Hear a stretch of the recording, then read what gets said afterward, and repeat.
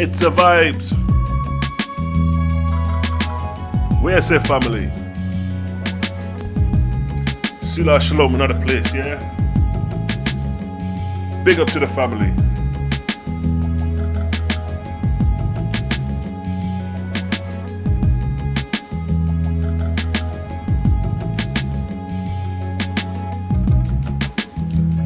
Selah Shalom TV, according to the text as it is written.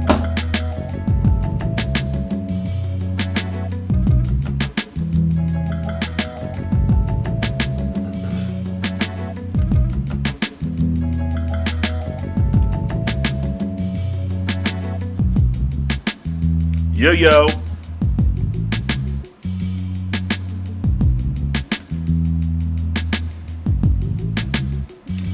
Family. Black World family in the building.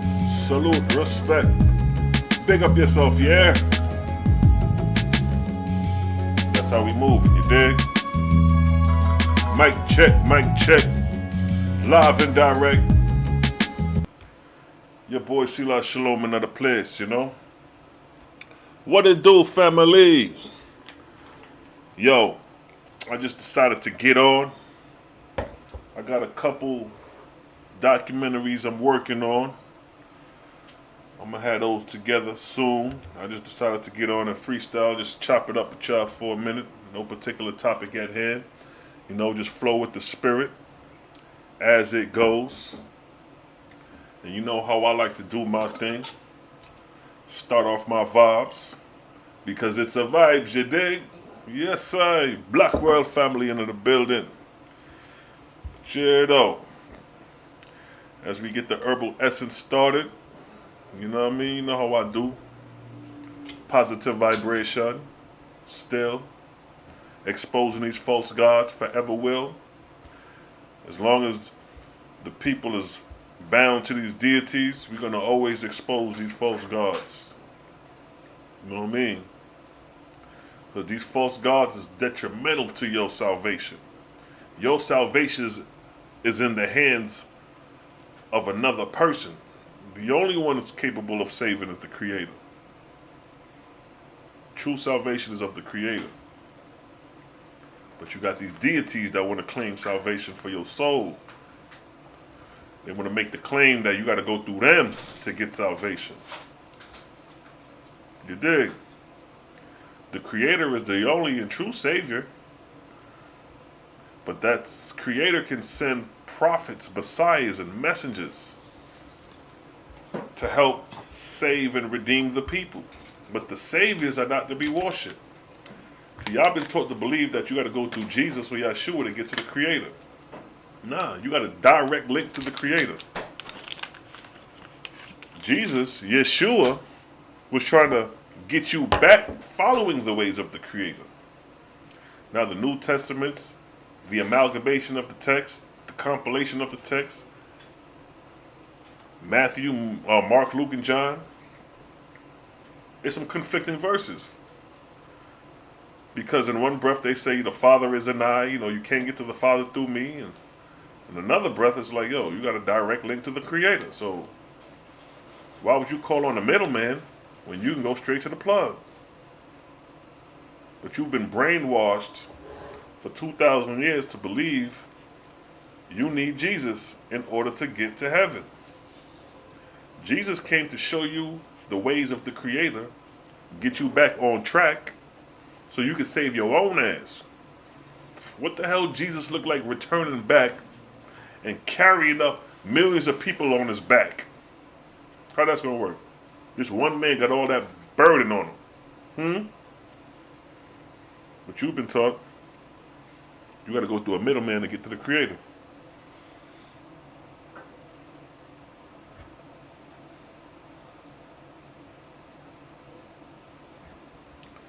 So you gotta realize redemption and salvation is an act of your own doing. Jesus is not carrying 2,000, 4,000, 6,000, 144,000 people on his back. You got to redeem your own self. Salvation is in your own hands. Jesus said, that Yeshua said, you're going to do greater things than I.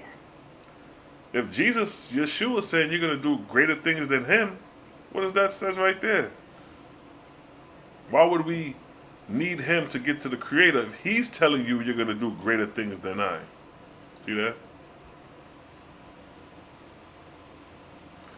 Yes, yes, family. Elijah, I see you, primordial cosmic energy. I see you. Progressive. Nah, not Matter Owaspi. No, I haven't actually. You know what I mean? There's a lot of information out there, yo. Plentiful information still, yeah? But it just, whatever tickles your fanny, you know what I mean?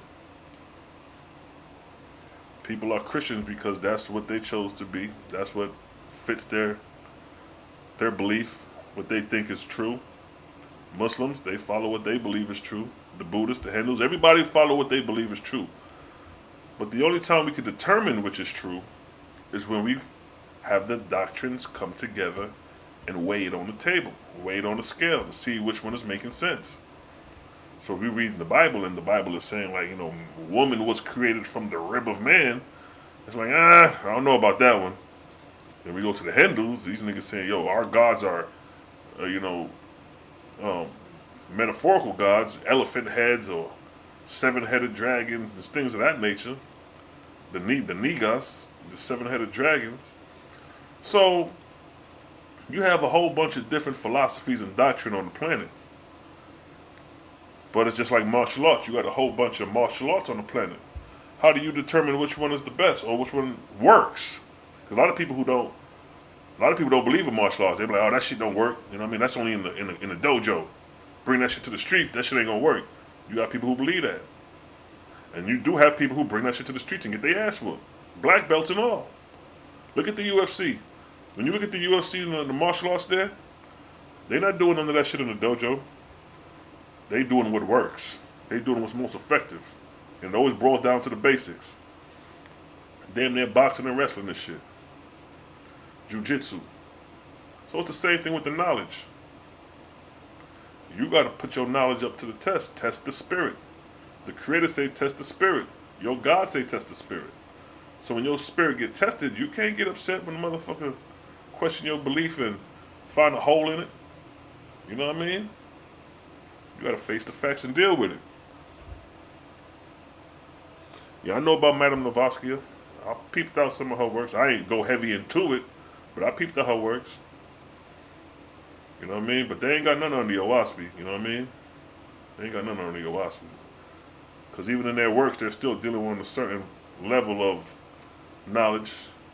They ain't talking about the etherian realms and things of that nature, or the purpose of our life, destiny. You know what I mean? So, it's a lot of information out there. But you got to rock with what makes sense to you. Like for me, I always wanted to know, like, what the fuck we living for? What's the meaning of life? So I seeked out the so-called holy books from young. The Quran, the Bible, all them things from teenage years. I was seeking that knowledge out. Because I already know about earthly history, the pyramids, archaeology. Did that. That doesn't prove. Because you could do earthly knowledge, right? Archaeology, history. But then when you die, that shit has no relevance. So I'm like, damn. What's the real purpose of life? If you're going to be studying all this information and we die. These are the questions I had. And your Bible, the King James Bible, the Tanakh, the Torah, didn't have those answers. The Tanakh and Torah is not a spiritual book. It's a book based off law, statutes, and commandments of a people, lifestyle, the history of the Hebrews, with a little mixture of Kemetic and Egyptian, Kemetic and Sumerian doctrine involved. Nappy, I see you. Nap, I see you. But yeah, though. Salvation is of the Jews, is what they say in the Bible, right? Damn, what about everybody else, though? If you ain't a Jew, where does salvation lie? They say you're going to be a slave in the cotton field, some of them Israelites. When the kingdom come, you're going to be a slave in a cotton field. That's the mind state of these Israelites. That's how they thinking now. I'm over here teaching you graduation off the planet. These niggas talking about engaging in a war with Esau. They talking about the heavenly kingdom is going to be established on the planet. So they bound to this shit. They ain't going nowhere. They not graduating from high school. They stuck in the hands of these false gods based off the doctrine. Israelites don't know nothing about etheria. Etheria is heaven. You know what I'm saying? That's the heavens, the higher heavens. But the Israelites don't know nothing about that. They'll try to write that shit off because it's not in their Bible. It's not in the Torah. The New Jerusalem coming down from heaven to earth. You ain't going to heaven. They say you coming back here. Your spirit is going to remain on earth according to the Israelites. Some of them will tell you that reincarnation. You're going to be reincarnated back as a baby into the kingdom. This is what they teach. Although that's not in the Torah, that's not in the law, statutes, and commandments.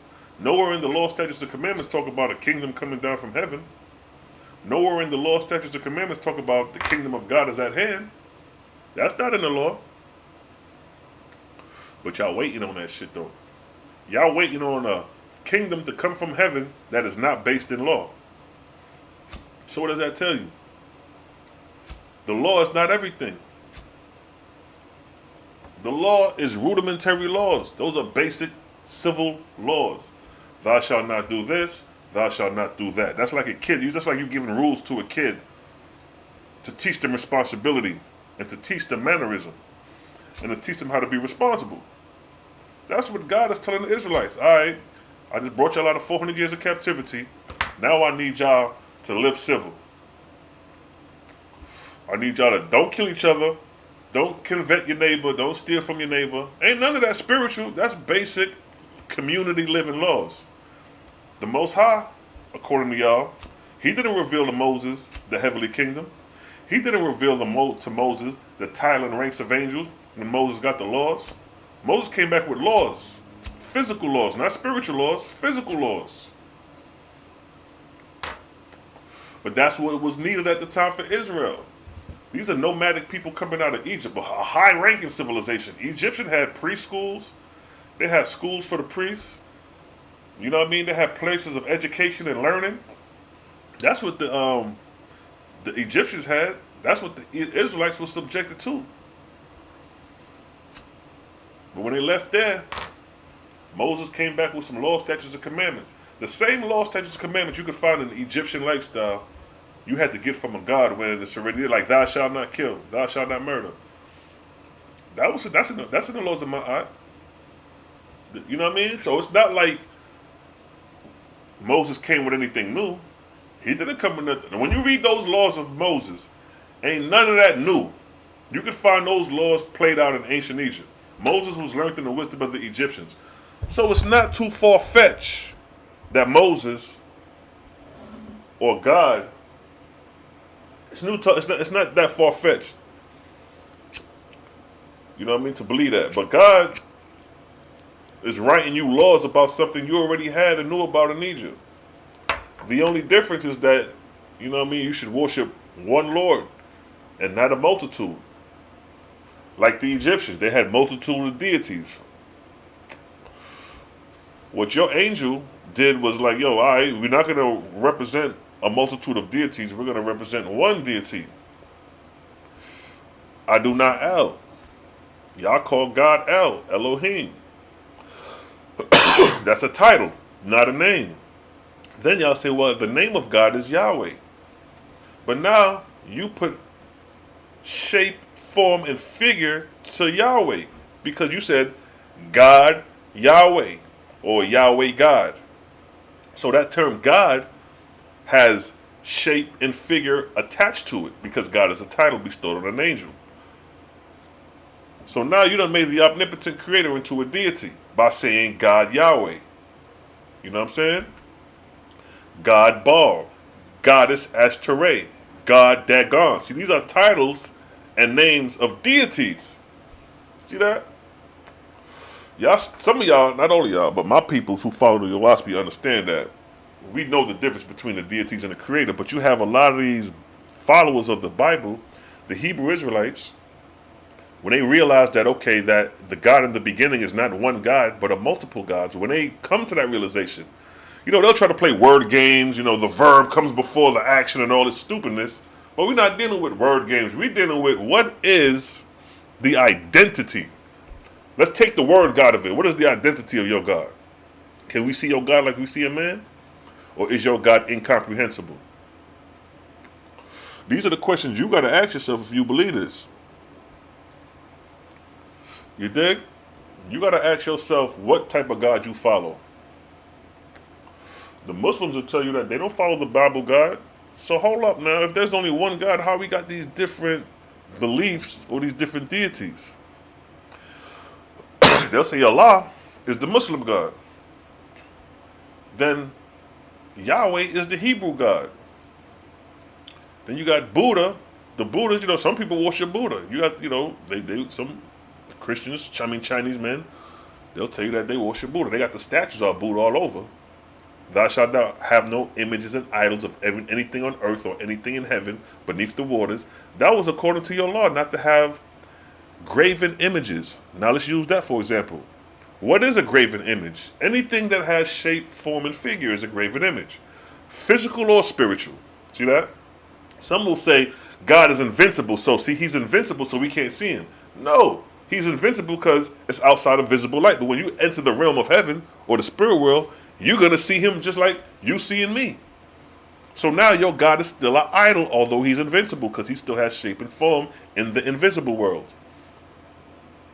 So you're still not dealing with the creator by saying God is invisible. Shalom, family. Intuitive goat, that's horrible. What's horrible, sis? Talk to me. The fact that these gods are assuming to be the creator, that is horrible. Or is it that you got to go through a middleman to get to the creator? That is also horrible. But it's not horrible if you need help, if you need a tutorer. You know what I mean? If you need somebody to help you, guide you along the way, ain't nothing wrong with a savior. As long as that savior is guiding you to the creator. If that savior is guiding you to himself, or if that savior is guiding you to another deity that looks like him and you and me, if me and you up in there in heaven and an angel, we all angels and we in heaven, and one of the angels say, hey, look, there go God right there sitting on the throne. And I look and I see another man that's like us, angels, sitting on the throne. I'm like, damn, okay, that's the creator. That's the one who created all this shit. How he subjected and right there though. How can I see somebody that's supposed to be incomprehensible? How can he be the creator when the universe is endless? There is no beginning to creation of space. Time and space has no ending or beginning. It's ever present. But here, this little man is sitting right there convincing me to believe he created endless time. This was going to happen to the Christians because the Christians believe they're going to see God. They're going to see Jesus. They're looking for something that they could identify with their sight, that they could physically or spiritually see. Physical eyes or spiritual eyes. Either or. You're still looking to see an image of what you identify as the creator. See, the Owaspi teaches us from beginning, all is all shall ever be. The all motion spoke, and motion is, and motion shall ever be. Being positive was called he and him. See? That one verse, chapter 1, verse 1, Book of Jehovah, that one verse gives you a summary of the creator right there. It didn't say, I'm a man, and I created the heavens and the earth, and I'm sitting on my throne. It didn't start off saying that. It said all was all and all shall ever be. So all is what? What is all? What encompasses all? The only thing that encompasses all is space. You can't put a cap on space. Space has no beginning, no end. Like space between here, you can't put a cap. All right, this is the beginning of space and this is the ending of space. Is ever present.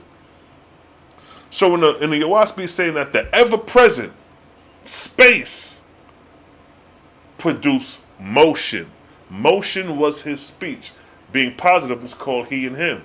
So before it was any motion, it was stillness. Motionlessness.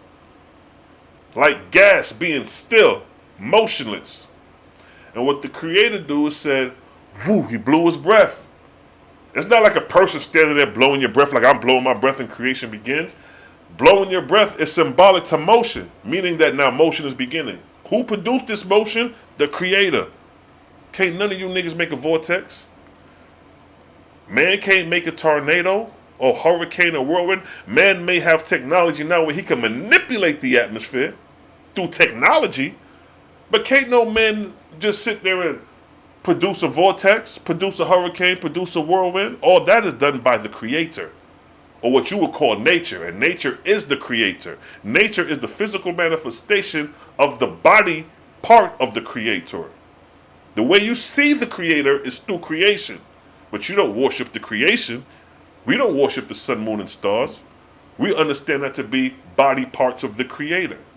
And by the body parts and understanding how the body parts function is how we understand the Creator. The same way our body parts function, it was a point where man didn't know how his bodies functioned. It was a time when man didn't know he had a respiratory system, a digestive system. Man didn't know that. But it came a time when man was educated on that. He began to learn how the function of the body works. And as he began to learn how the function of the body works, it became beneficial to him because now he know how to address the body. So now, if my bones is aching, and I know my bones is made of calcium, and I know if I'm eating this food that's creating inflammation, I can reverse that. I could change that. I could identify with that. So it's the same thing with the Creator. The Creator's body, which is nature in the cosmos, is how you learn the Creator. And those who are capable of knowing the Creator best are those longest in the realm. See that? The longer you've been in the realm, the more knowledge of the Creator you should have. Because in creation, the closest you're going to get to the Creator is creation. And other people like you who've been in the realm long enough to tell you the ways of the Creator. Just like if you go to a doctor. The doctor knows the body. He knows how to deal with medicine and all that. But you may just started reading anatomy, just starting out. But the doctor is an expert in that. So you could go to the doctor to get advice, expert knowledge on how the body works as you learn. So it's the same thing with creation. You're not going to cross over in spirit and see the Creator. You're going to cross over in spirit and see other beings who've been in the realm, and they're going to teach you ways of the Creator. No different than on earth. The same way you born into this world and you grew and adapt, trying to figure this shit out, it's going to be the same way when you cross over in spirit. You're not going to be in a twinkle of an eye, be sitting with God, and God is telling you how corals were created. He created. Nah. You're going to cross over in spirit, come across other people who done died, and they in the realm, and the people longest in the realm will be the ones most educated in the realm. You see that? If you're from the country, and you're 12 years old in the country, and your great-great-grandparents still alive, he can tell you things about the country you don't even know yet. Because he been in the realm long. He done traveled places that you ain't been yet. So in creation, it's the same thing. The closest you're going to get to the Creator is observing creation, learning creation through the seasons and cycles, and then learning from other deities, other beings, other humans, other angels who've been in the realm, who've been studying the cycles, and can tell you like, all right, boom, you're on your third cycle, I've been studying that for 40 years. This was going to happen after the fourth cycle. This is going to transpire. They can tell you these things, and that's going to help give you advancement of knowledge and knowing prior to even your course is done. You see that? Elijah, why I said, big man, are reptilians real?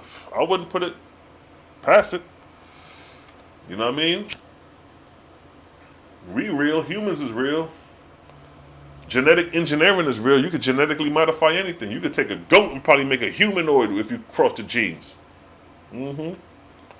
Take the genes, the DNA, and the chromosomes and splice it and put it back. Yeah, man, you could get, like, the science world is crazy. You ever seen that movie? What's that movie? Cabin in the Woods? If you ever seen that movie, Cabin in the Woods, if you haven't, go watch it.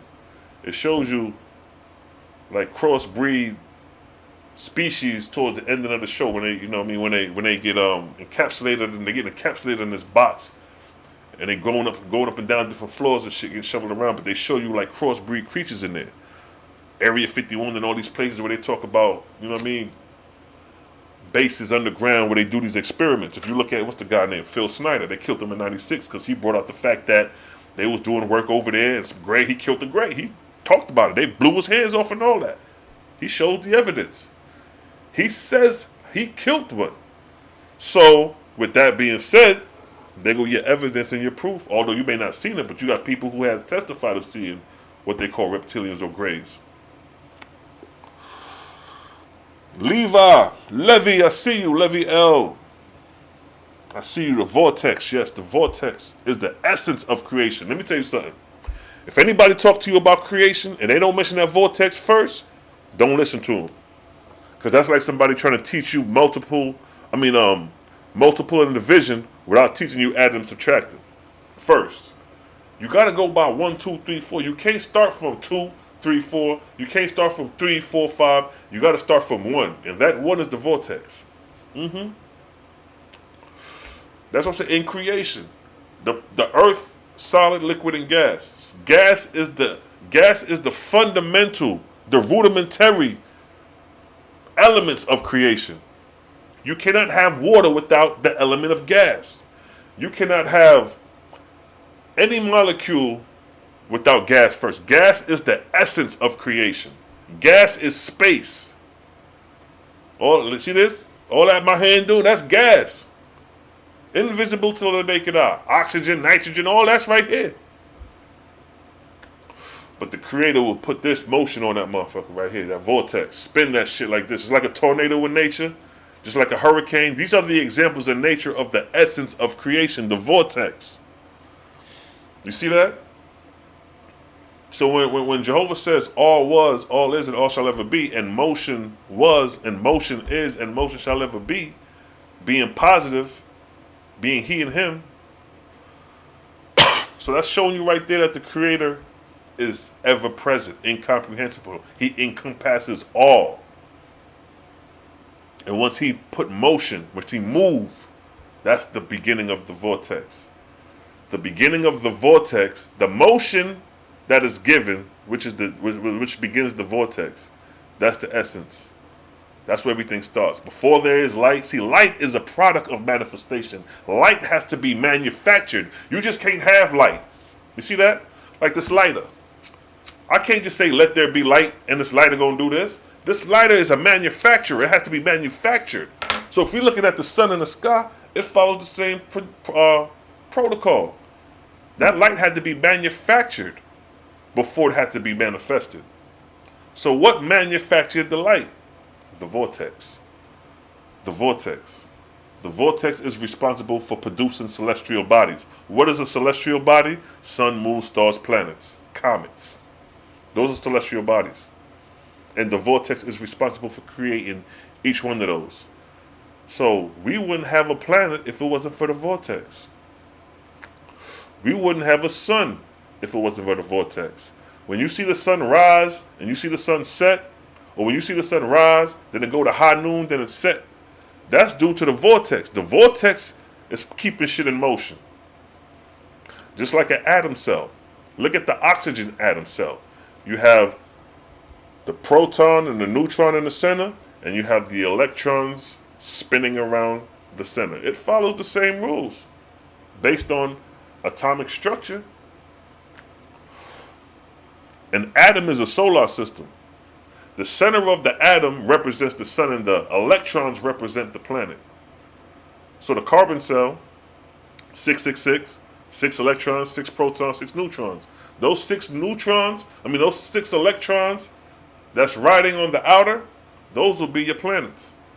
The 6 neutrons and the 6 neutrons and protons in the center, that'll be your sun. You see that? The cell follows the same rule as the solar system, as above, so below. That's why anybody who try to argue these things is gonna look stupid. That whole flat earth shit, it's ridiculous because it goes out. You have to redemonstrate, you have to recalculate the whole mathematics of the universe if you're gonna go with the flat earth theory. If you think the earth is older than the sun, you gotta recalculate. But that's a whole nother topic, right? They ain't ready. Well, they getting ready, King. You know what I mean? They getting ready. Because if you know what? If they not ready, this is going to happen. Let me get a verse for the Owaspi, right? For all y'all who following y'all Christian gods, these gods you think is the creator. Because if you ask anybody who has a religious belief, and you ask them about God, and they start describing God, they're going to start describing God as a person you can see and touch. See that? If Jesus is sitting on the right hand of God, on the throne, what does that tell you? God is another man like Jesus. God's sitting up there like me, sitting here looking at you. That's what God doing, sitting on the throne. That's who you think you could do. That's who you think the creator is. Somebody sitting on the throne. And you have false gods who know that, you believe that, and they're going to use your ignorance for their own salvation, for their own aggrandizement, for their own self-glory. That your ignorance is benefiting them. You being ignorant to the fact of the heavenly kingdom, the title and ranks of angel, only benefits the false gods. Because they could use you hook, line, and sinker. Now, for example, let's get some scripture, right? In the book of Thor, son of Jehovah, chapter 1, right? Chapter 1, verse 12. It states, "And many of these heavenly kingdoms, there are wars and anarchy," in parentheses, hells, "where the angels torment one another endlessly. Nor will these false gods and false lords and their subjects admit that there are higher heavens than their own." See that? These false gods and false lords and their subjects, meaning their followers, do not believe that there's other heavens due to the indoctrination of the false gods. And then it says they're warring among each other. This is the conditions that await you who follow these deities. Verse 13. "The spirits of the newly dead are captured and kept in ignorance of Jehovah and his vast creation." See that? These false gods capture your soul after death, bring you to their heavenly kingdom, and keep you ignorant to the vastness of Jehovah's creation. Now let's make sense of that. Let's look at that like school. That's equivalent of your school teacher, being the false god, telling the subjects, being the students, that there is no higher grade than the 7th grade. Don't worry about nothing else. This 7th grade is the highest grade, and they believe that. But then they're being ignorant to the vastness of the 8th, 9th, 10th grade, 11th grade, then the colleges after that. Then when you graduate college in your craft, you start your own business. See that? But you still in 7th grade. So they keeping you ignorant from the vastness that the trades of the world has to offer. But in the heavenly kingdom, the spirits of the newly dead are captured and kept in ignorance of Jehovah and his vast creation. See that? But made to bow down in adoration and worship to the false god and false lord. See that? Made to bow down. What do y'all do when y'all pray? Y'all bow down. What the Muslims do when they pray, they bow down. Y'all Christians get on one knee. Do the whole, do that shit right there. Bowing down. But you bowing down to a false god. When we pray to the Creator, we pray with our hands up, extended up towards the sky. Because we going upward and outward. That's where we headed. We not looking down praying. No, we looking up. We out of here. Y'all can stay down to the grave.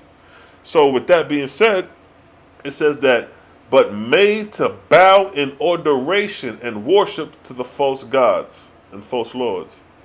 And these again, being in contiguity to mortals, inspire them with the same worship.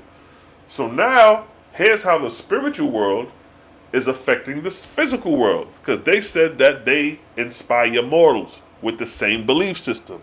So now here we go on earth, inspired by the angels, to believe in a deity and to bow down to this deity, keeping us ignorant to the vastness of the Creator's creation. That's what these false gods are doing to you. And then it states, and these again being contiguity to mortals, inspire them to the same worship, which fits them in the time of death to fall as slaves into the dominion of whom they worship. See how plain and dry the Owaspi makes it? It ain't sugarcoating shit. It's telling you that whatever deity you decide to worship that's not the Creator, you're going to be subjected to that deity after death. Hook, line, and sinker. And the book is letting you know that. Show me a verse in the Bible where it describes you being captured by these false gods that's claiming to be the Creator. The Bible exposed false gods. It talks about Baal. Everybody know Baal is a false god according to the Bible.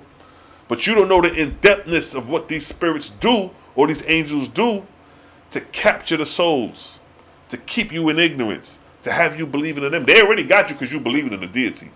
You believing in Jesus as your Lord and Savior, as that white man on the cross, oh, they got you hook, line, and sinker. If you believe in Yeshua, HaMashiach, Ben Yusuf, and you think he coming to save you, oh, they got you hook, line, and sinker. If you Muslim and you believe in the Mahdi coming to do battle, they got you hook, line, and sinker. And they know the mentality of mortals. These are angels. You think they can't read our thoughts and pick up on our vibrational frequencies? That's the advancement that the spirits have above human beings. Shit like that. Intellectual mastery. In the Owaspi, it talks about how they can read vibrational frequencies that vibrate from off the planet, and the angels could read the vibrational frequencies and dictate what the fuck going on. If it's war, all the explosions in war, them bombs being exploded, all those vibrational frequencies being rippled into the atmosphere, them angels is picking up on them vibrational frequencies and know what the fuck going on Earth.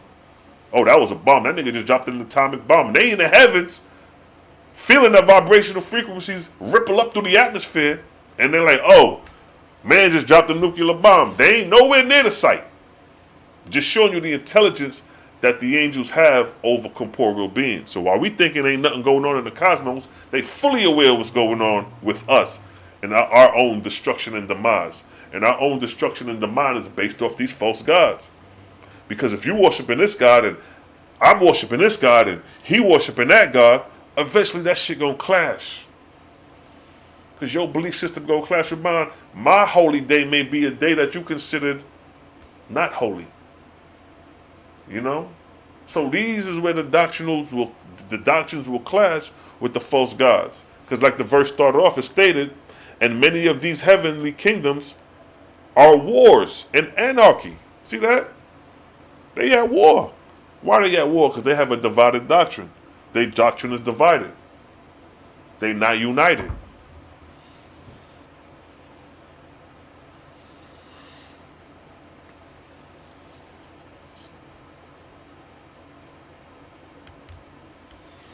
So that's why I stay on the gods. Y'all can have the tribes. I'm an Israelite. I'm chosen. I'm from the tribe of Judah. Or I'm a Muslim. You know what I mean? I follow the Prophet Muhammad. I'm from the Nation of Islam. I'm a Christian. I follow Jesus. Man, don't none of that shit matter, yo. Don't none of that matter. You got to check your God. That's what you got to check. You got to check your school teacher. Make sure he teaching you the right shit so you don't get left back in grade. See, these false gods trying to get you left back in the grade. They don't want you to progress and grow off the planet. They're trying to keep you where they want you. That's why it states, which fits them in the time of death to fall as slaves into the dominion of him whom they worship. So you're going to automatically be a slave, because if you believe in Jesus, and when you get to heaven and you've been told that, oh, there go Jesus, this is where Jesus, this is the kingdom of Jesus. Man, you're going to be willing to do anything to please anybody in the realm who's what you worshiping is Jesus. So that angel who's pretending to be Jesus, being false, because the whole purpose of the deities is to capture souls in order to help build up their kingdom. And one man can't build a kingdom. It takes a village of people to build a kingdom. But if you the king, you ain't got to put in no work. You put you tell them what to do. All right, I need y'all to do this. You think the pharaohs of Egypt who built the pyramids? Any of them who was king or whatever built them pyramids? No. The workers. That's the people we need to talk to. The ones who built the pyramids. Those were the ones who knew the knowledge. The king ain't know that shit. He just called his shots. Just like Donald Trump, right? He got money. But look at the Trump building. He ain't built that shit. Some goddamn Mexicans probably built that shit. So the knowledge is with the Mexicans if that's the case, because they built this shit up. They just got paid a ransom to do the job. But the skill and the knowledge was with the Mexicans and not Donald Trump. Just using that as an example, in antiquity, with the heavenly kingdoms, the earthly kingdoms, the same thing. These false gods ain't building up their heavenly kingdom by themselves. They need subjects. They need slaves. They need servants, servitude, in order for the kingdom to be built up. So that's the intent and purpose of the false god, is to make you a subservient slave in his heavenly kingdom. Alright, you want to be in my kingdom? If you want to sit next to me, you got to do 200 years of building gold roads in my kingdom. I need 2 miles of gold road built. And once you accomplish that, I'm going to give you a token of respect. And then after that, I'm going to need about another 400 years to help build up a column within my kingdom. That's going to take about 1,000 years. You do that, I got you. And oh, you over there just working away. Oh man, look what Jesus told me. And then as 200 years passed and 1,000 years passed, you 1,000 years in this motherfucker now. So now you able to raise questions because you well in the realm. Like, damn, I've been seeing this same shit. I ain't really elevated. And he been promising me things. I built that building. I built that roadway. I'm still in the same house. I ain't even get a new crib. What's up with that? I got to ask him. You see what I'm saying? I'm just showing you the ways of these false gods. Giving you scenarios how this shit play out. When you start becoming self-aware that you've been bamboozled and tricked. You ever been hustled in your life? Somebody hustled you and then you ain't find out till later that you've been hustled? You know what I mean? What you feel like doing when you go look for the motherfucker who hustled you. I'm going to fuck him up. I'm going to get my money back. It's the same mindset with these false gods when their subjects begin to realize that they've been played. They turn against their false god. That's when the war and anarchy begins. The war and anarchy a lot of times comes from their own subjects. Read the story of Owaspi and his demise when Owaspi fell. Read the story of Luamung, when Luamung was a false Christ, when he fell. It was his own people that turned against him.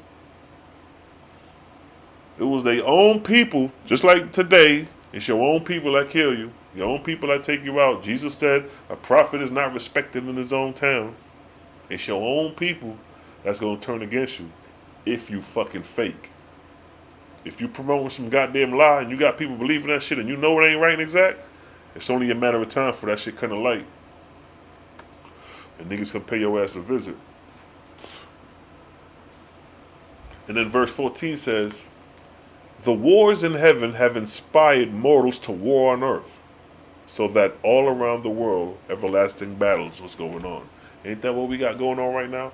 It seems like we got war on the brink over here, war over here, World War I, World War II, Vietnam War, the Kuwait War, Saddam Hussein, Bin Laden. When was there a break of peace in this motherfucker? We've been at war since I can remember.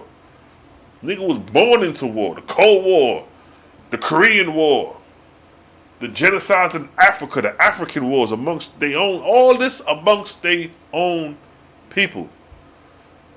You can see the genocide in Africa amongst their own people. You can see the genocide in China, in India, in every country they own is killing their own. Let alone dealing with other nations outside of your own, beefing with them. So man is vibrating at a low frequency when he participates in warfare. And these warfare, like it's said, is inspired by angels in heaven. The wars in heaven inspired the wars on earth. So the way shit playing out on earth is the way shit playing out in the heavens. As above, so below. That's how you can know what's going on in the unseen realm, by observing what's going on in the scene, because the unseen influences the scene. The unseen rules the scene. Your spirit rule over your flesh. So if you inspired righteously, it'll show in your actions. If you are inspired negatively, it'll show in your actions. See that? The inspiration is the connection of the righteous angel trying to get you to do righteous, or you got a drudge or spirit of darkness trying to get you to do some evil shit. Or you have a spirit of religion trying to get you to believe in Jesus more, so they can make you a slave after you die, and they may give you visions and dreams. You may have a great dream that you seen Jesus or you spoke to Jesus to help solidify your soul. See that? Because I told you the angels communicate with you through your dreams, good or bad. Those who serve the Creator and those who do not serve the Creator. See that? It gets deep on them levels.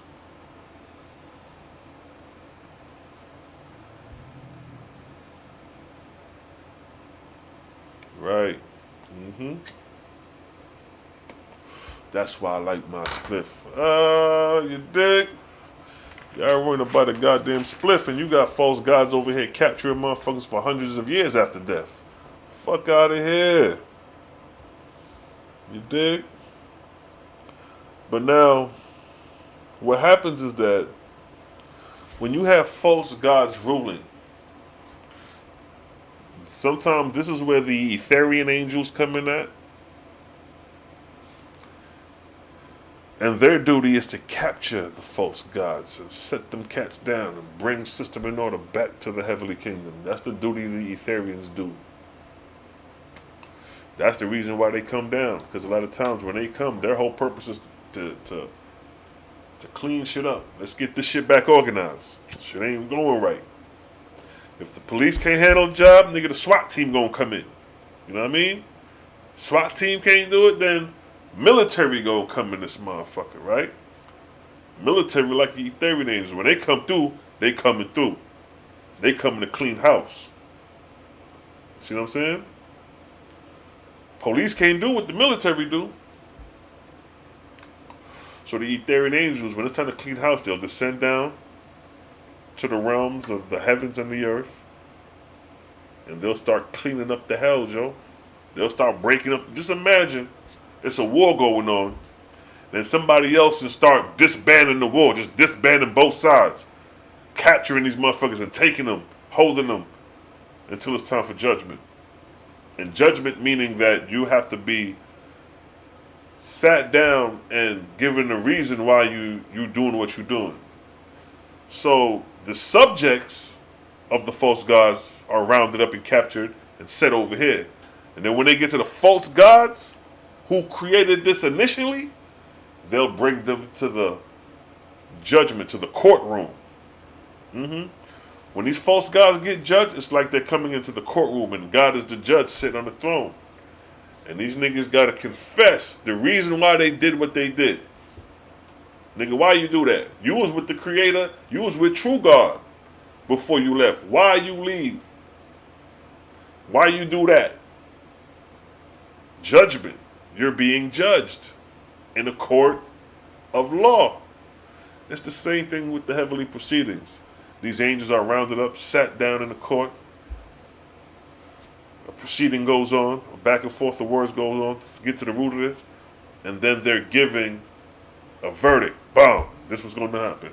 You're going to have to redeem all the people you misled. So you got a heavenly kingdom. You had a heavenly kingdom of 2 million angels. So now you got to go back to those 2 million angels and tell them that you wasn't the Creator and start teaching them the correct way. A lot of times when them angels, them false gods get that decreed, they be like, nah, I'll do anything but that. I don't even want to see the people I misled. Just imagine you misled a whole bunch of people and they find out you was a counterfeit. Now you got to come back and tell them niggas, yeah, I was just playing. I wasn't really God. You going to look more like a goddamn fool now. So now your pride and your ego's getting the best of you because you're like, nah, I'd rather do anything but that. Nah, you got to do that. You got to go tell the people you led that you wasn't the Creator, you wasn't Jesus, you wasn't Buddha, you wasn't the Mahdi. You were just somebody pretending to be that so you could have souls in your heavenly kingdom to make them subservient slaves for your own self-glorification. See what's going on here? This is judgment. You ain't burning no lake of fire. That shit already transpired when your heavenly kingdom fell. Enemies fighting enemies in these heavens, foul gases of atmosphere, and they shall cast one another in torment. All that was taking place prior to you getting pulled out to the courtroom. See that?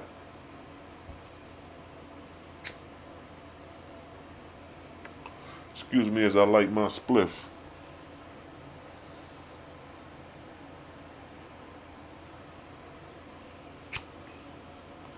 An eclipse, nah, because an etherian angel is a humanoid being. You know, if we see the etherians, they're gonna look like us.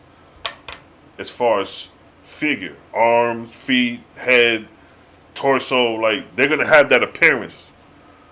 But the ships that they travel in, now that's a different thing. They could eclipse suns and moons. So if an etherian ship was to come between the sun and the earth and clip that bitch, that could happen. Yeah. That's no different than the clouds. When the clouds come past and the clouds block out the sun for a little while. Yeah, just imagine a ship block out the sun and all we see is blackness and lights from the bottom of this etherian ship.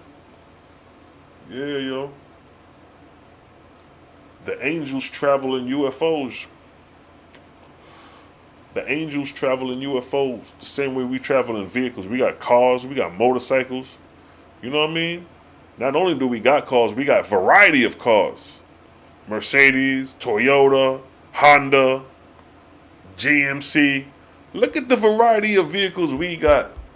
But then when we get to heaven, it's supposed to be a destitute place? Come on.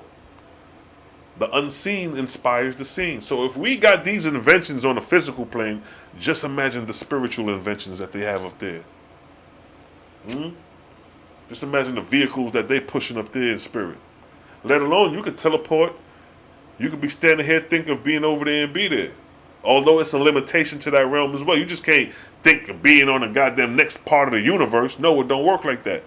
Because you're still in a realm that is measured to an extent. So you may be able to teleport from here to a couple feet, even a mile away within that realm. That's part of the advantages of the spirit world. Levitation and all that, that's part of the advantage of being an angel. That's why they always show angels with wings. It's not that angels goddamn have wings. Wings are a symbol of flight. Meaning that the angels could move at will. They could move like levitation and moving through they could do that. That's the advantage of the spirit. That's the advantage of the spirit world. Spiritual abilities. They can read your thoughts, pick up on your thoughts. That's the advantage that the angels has over us. As you progress, as you shed this physical body and you progress in the spirit, these are the advantages that come with the spirit world. See that?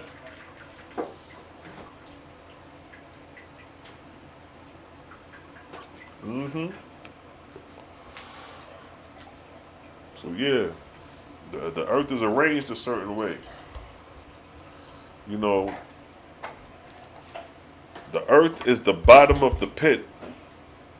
And then from here, you're moving up. It's like a school building. You got the grade at the bottom, moving up. The earth is the pit. Flesh and blood, corporeal. You move up in dimension as you progress, shedding this physical body. Because see, the flesh body can't exist in certain densities and dimensions. This 3D dimension is suitable for the flesh. The 5th and 4th dimension, 6th dimension and all that, peace. Your flesh can't sustain that. Because the vibrational frequencies is moving too fast for your body. You'll fuck around and implode and shit. So the density you moving here is supposed to be. When you cross over in spirit is when you tap into the other, what you call dimensions or degrees.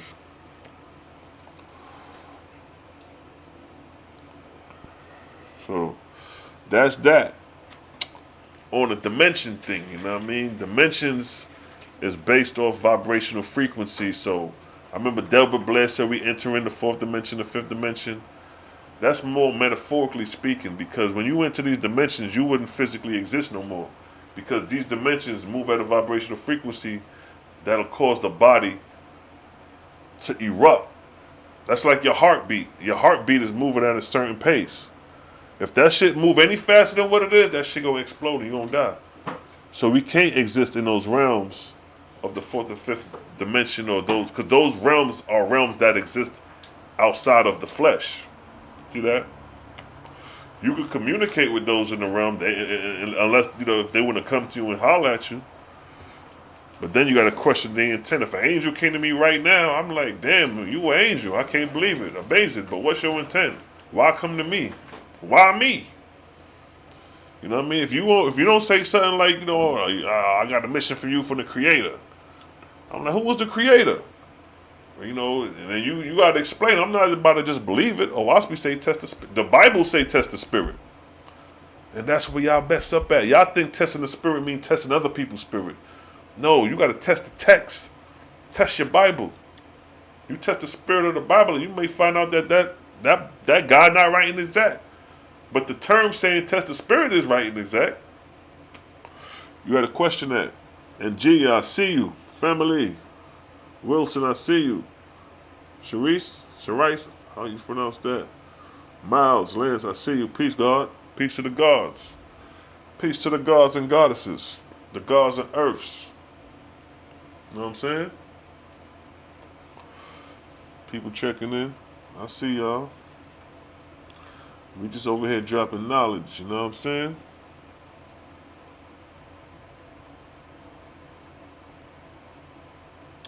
Oneness, I see you. Shalom, Selah. Yeah, man, we just talking about different things, you know what I mean? Exposing these false gods like always. You know what I mean? How they preventing you from graduating. Like I always say, the purpose of us being on the planet is to get to etheria.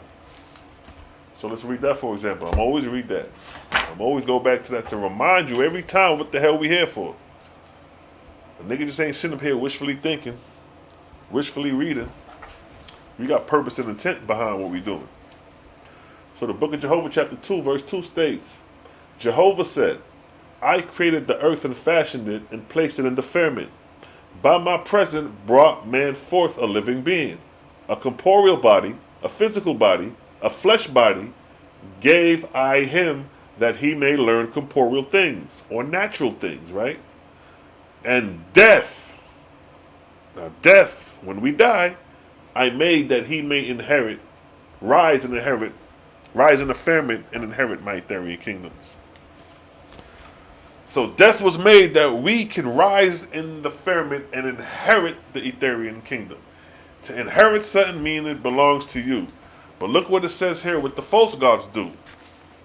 What does the false gods do? We just read Jehovah said, we go into etheria. But the false gods do what? Verse 13. The spirits of the newly dead are captured and kept in ignorance of Jehovah and his vast creation. What is this vast creation we just read? Etheria, that's our inheritance. But made to bow in adoration and worship to the false god and false lord. See that?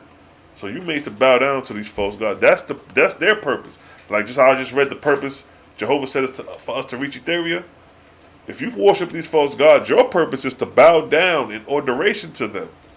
So your whole existence is dictated and determined by you bowing down in adoration to your God.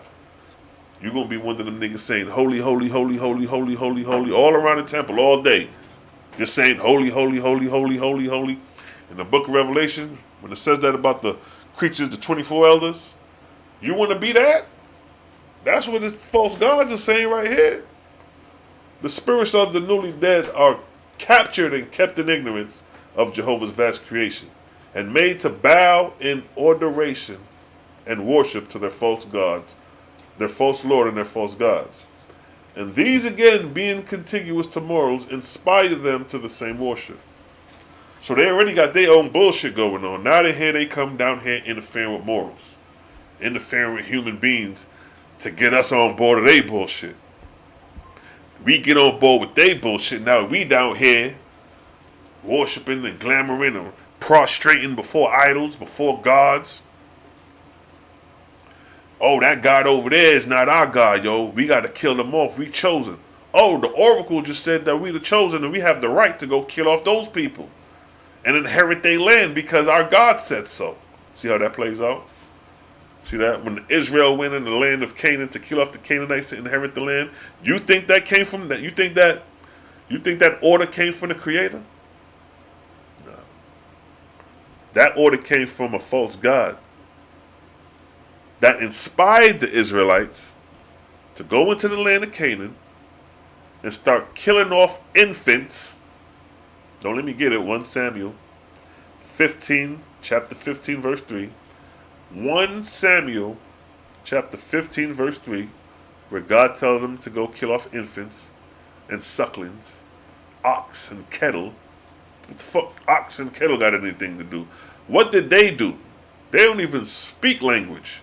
But you killing off ox and kettle, not even to eat them, but just to destroy and decimate the land, just so you could take it over. This is your God telling you this, bruh. The same one who created the sun, moon, and stars is telling you to kill ox and goats and infants and sucklings. Y'all niggas out here believing this shit. Y'all niggas out here questioning the Owaspi, questioning the authority of the Owaspi when y'all got shit like this in your goddamn Bible. And the Owaspi, we exposing this bullshit that your God got you believing. So now you can start rationalizing and thinking within yourself, damn, this nigga Selah Shalom got a point. He showed me something different I ain't think about because I did not have that option to think like that because my God got me thinking like this, narrow-minded. See that? Owaspi got us thinking like this. It's giving us the whole spectrum of all what's going on. From true God to false gods, deceiving angels, to wandering spirits, to evil spirits who ain't got nothing to do with no heavenly kingdom. They just out here to do evil. Owaspi give us all those variables to play with. That's why you can't come across the book. That's why you can't touch the book. I don't care if you're a Muslim reading the Quran, a Bible reading the God, or a Christian reading the Bible. That shit don't weigh up to the Owaspi, man. It don't weigh up, not even close, not even an inkling. When you read the Owaspi from beginning to end, you're gonna be like, nigga, I wasted all my life with that bullshit ass Bible. Once you actually digest and understand this shit, you're gonna be like, damn, where this motherfucker was at. Why haven't this book been the book to have prior to the Bible? Because motherfuckers would have a greater understanding of thou shalt not kill. And there probably wouldn't be no war in this motherfucker. Because if you kill a motherfucker, right, you're responsible for the person you injure. You kill a man, you got to redeem that man. See that? They ain't tell you that. God ain't going to judge you if you kill a man. That man is going to be on your ass. That's the truth. If you beat up somebody, he coming back for his second gun. He coming back for retaliation. You shoot somebody and they live, and they know you floating around somewhere, they coming back for you. God ain't nowhere in that equation. It's the same thing with the laws of thou shalt not murder. If you kill a man, you in harm, you in judgment of the wrath and anger of that person you killed in spirit. So you knock a man's head off, kill him, boom. Now he in spirit with vengeance because you took his life, took him away from his family. You living your life thinking nothing of it. Start having little nightmares here and there about the situation. Shit start playing out in your head and your dreams. Then as you get older in life, you may start seeing the motherfucking spirits lingering in your house. You may see a nigga standing in the doorway. I done heard it all the time. When I was sleeping and I seen a nigga standing in the doorway. Seen a nigga standing by my jail cell. Spirits of the dead, motherfuckers are seeing. People who done killed, seeing the spirits. See that? And the motherfuckers wait till you die. And when you cross over in spirit, vamos. Here we are, nigga. They got you. You remember, like I used that movie Ghost with Patrick Swayze. When that one of them dudes got killed, he got hit by a car, some shit like that. He came out his body and seen himself mashed up between the car. Couldn't believe himself. He couldn't believe this nigga seeing himself in spirit. And then what happened to that man in spirit? Them dark spirits came and dragged his ass off with him. Them dark spirits, those are the motherfuckers you did injure to. You done killed, murked them, and they been waiting for your ass to die to drag your ass off to do spiritual harm to your ass. That's why the Creator say thou shalt not kill. Because it ain't the judgment of God you got to face. It's the person you killed in spirit. Once you get in spirit, that you got to worry about. See that? See that? That's why it says, in many of these heavenly kingdoms, there are wars and anarchy. What do you think they doing in them wars and anarchy? They battling, they beefing, going back and forth. They could be taking out on vengeance of motherfuckers who killed them when they was on earth. And now they in spirit. Oh, let's gang up on them. He here.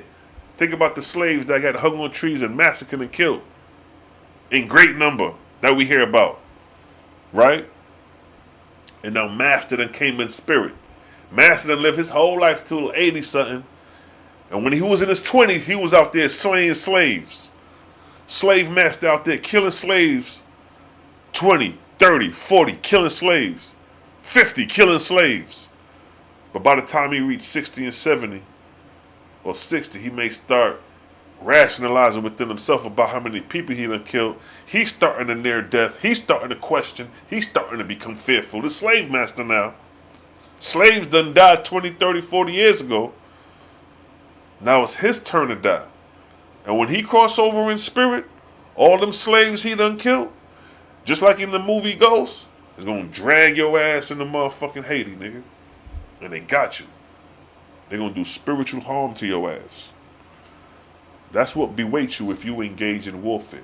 So all you Israelites talking about going to war with Esau, or Esau going to war with you, the conditions hold on both sides, either or. Offense or defense. You see how I read the book of Judgment, verse chapter 32, and chapter 32, and I bring out the judgment against war. See that? The Creator ain't playing no games. He's rendering up what the fuck goes on the physical and in the spiritual. Because you're going to die. You living to die. So let me let you know what the fuck goes on in the spiritual world so you go better live your life on earth. Because if you kill a man and you got to worry about him in the spiritual world, you'll be more conscious of not killing the motherfucker. So you ain't got to have that on your conscience. Even if you don't believe what the fuck I'm saying, if you kill a man, that shit gonna ring in your conscience because you're gonna be like, damn, I never thought about that. Nobody never told me that. I never heard nothing like this. But the information is out here for you to know. Regardless if you know or not, the information is here. Or you may not have the information. You may have the experience of seeing the person you killed. Or seeing the spirits of the dead. And validate what I'm saying because of your experience. See that? It could go either way. But you don't goddamn know within yourself the truth of the matter.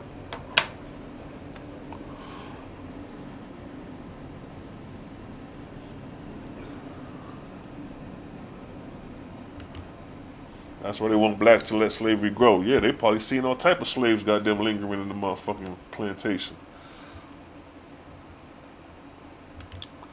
That's right. This shit deep, yo.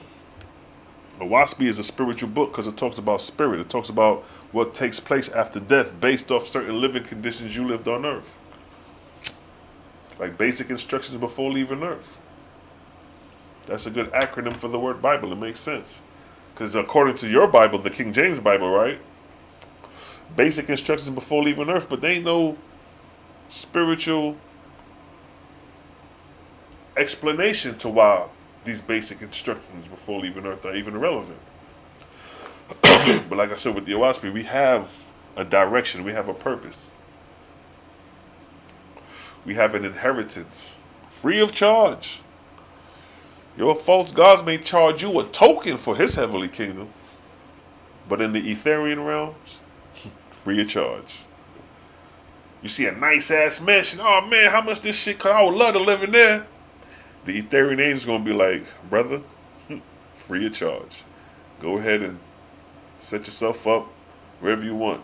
All this heavenly kingdoms in this realm, free of charge. It's all yours, brother. So imagine that. But in the false God's heavenly kingdom, when you come up in there, you gotta pay a token. If you want to see God, you gotta build that gold road for me. Build me a 2-mile road, I'll give you a token. Pay your debt. And then I'll let you write a letter to your God. You know, and after you write the letter, and if he writes back, They playing you, bro. So I'm showing you the difference between these false gods, the deception of these false gods, their intention on why they want you to believe their doctrine. See that? Yeah, they got intentions for your ass, nigga. These niggas ain't playing. These false gods ain't playing no games with you. You playing games with them, though. Believing the shit, not questioning it. God is angry and jealous. God got you killing infants. God demands sacrifice, but then in another verse he said, I did not command you coming out of Egypt giving birth sacrifice. So that seems like a pretty true statement out the Bible that God wasn't with sacrifice, but then when we go to Leviticus, heck, come a whole bunch of sacrifices. Pure corruption, yo. The false gods pull the number on us. I include myself in that. Because these beings are intelligent, yo. These gods and these ain't no stupid motherfuckers. Their doctrine may be a little stupid, but we believed it, right? The earth was made in 7 days. We believe that. People believe that till this day. Whether 7 days or 7,000 years, I'll give you the 7,000. I ain't gonna argue that. Although it's not, they don't say that in the scriptures, but I ain't gonna argue that. But we've been believing that. They said that woman came from the rib of a man. We believed it. We believe that to this day. Eve came from Adam's rib. We believed it. We believed 8 people were saved from the flood of Noah. Noah and his family and his wives. And he took 2 pairs of clean and unclean animals on the ark with them. Elephants, alligators, bears, giraffes, monkeys, gorillas, all that on the ark. Snakes, anacondas. You ever seen the big ass anaconda before? You know how huge them shits get? Lions, tigers, pumas, panthers. All this is on the ark. And you believe that shit. You believe that. I would like to know how the hell they get animals from other continents on the motherfucker. How you get a giraffe from Africa and then get a goddamn polar bear from the motherfucking Iceland? How that work? What that dude say on Sunday to the priest Daniela, that the Most High put a spirit on the animals? So the goddamn bear walked from the North Pole to where Noah was at to get on that boat. The giraffe walked from Africa to get on this motherfucker. The eagle, the North American bald eagle, flew from America over the Atlantic to go wherever the fuck Noah was at. Fuck out of here, man. But we believed it. Although the Bible say test the spirit, we ain't test that. We just believed it because it was in the Bible. See, the Owaspi don't got you believing anything. It lays out what the fuck happened. Owaspi is not a book of belief. Owaspi is a book of exposure. It's a revelation. It's revealing what took place from the creation of man to our present time. Not everything is there, but they got successions that's missing. The 16 cycles of the synopsis in Owaspi for the creation of man to the flood, that history is not there. It just gives you successions of 60,000 years. But what we have, the history we have now, is from the flood coming to us, and the real history we only got is from 6,000 years ago. 23rd arc cycle, the 23rd arc cycle, 4th millennium BC to 1500 BC. That's the length of the 23rd arc cycle. That's the time period of the pyramids, the rise of the Sumerians, the architect, the Mason building. All that took place within the 23rd arc cycle. Prior to the 23rd arc cycle, nigga, that shit is dust and rocks. We don't know what the fuck happened. So you got, in the 24th arc cycle, the 24th to where we at now. So the 24th arc cycle starts 1556 BC, the beginning of the new kingdom. of Egypt. What they call the new kingdom of Egypt at the old, the middle, and the new. The new kingdom of Egypt began the 24th arc cycle. And the 24th arc cycle ended in 1848, our present time. So we have a good history from the 24th arc cycle going back. We got what? Rome. We got the Roman history, the Greek history, the Egyptian, the Babylonian history. And then prior to 1500 BC, the New Kingdom, going further back, we get more the pre-dynastic time, the Middle Kingdom, the Old Kingdom. You know what I mean? The Ubaid and the Nakada periods of ancient Egypt and Sumer. But prior to that, nigga, we have nothing. We don't know what the fuck happened. And that's the 23rd and the 24th arc cycle. So we got 22 arc cycles going back that we don't know shit about historically. Nothing. All we know is the 24th and the 23rd arc cycle. And we know the 23rd arc cycle vaguely. Vaguely. Because we don't know too much about the pyramids, Khufu, and then they know briefly, but they don't know what the fuck really transpired. They don't even know how the pyramids was built. Historically speaking. Academically speaking. They don't know. They over here guessing. Trying to figure this shit out. So we don't even know what the fuck really transpired on this earth. You know what I mean? We got glimpses of history. And what's left, we try to put together. You know what I mean? This shit gets deep, yo. The Owaspi have you thinking like this. It open up your vortex, your mental vortex. Open that shit up.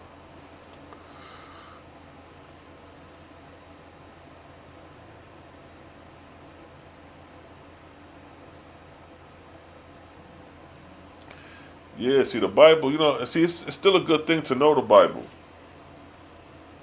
It's still a good thing to know the Bible because when you get the other text to counter it, then you can see, you know, the blunders and the mistakes. See, the Bible starts off with the 7-day creation story. So the 7-day creation story is supposed to be how God created the heavens and the earth and the cosmos in 7 days. But that story is given allegorically. It's given like a child's story. That's some shit you tell a child the way the story is given. But we believe the shit. We believe that God created the heavens and the earth in 7 days. And that the sun and the moon was created on the 4th day, while fruits and vegetation was created before that.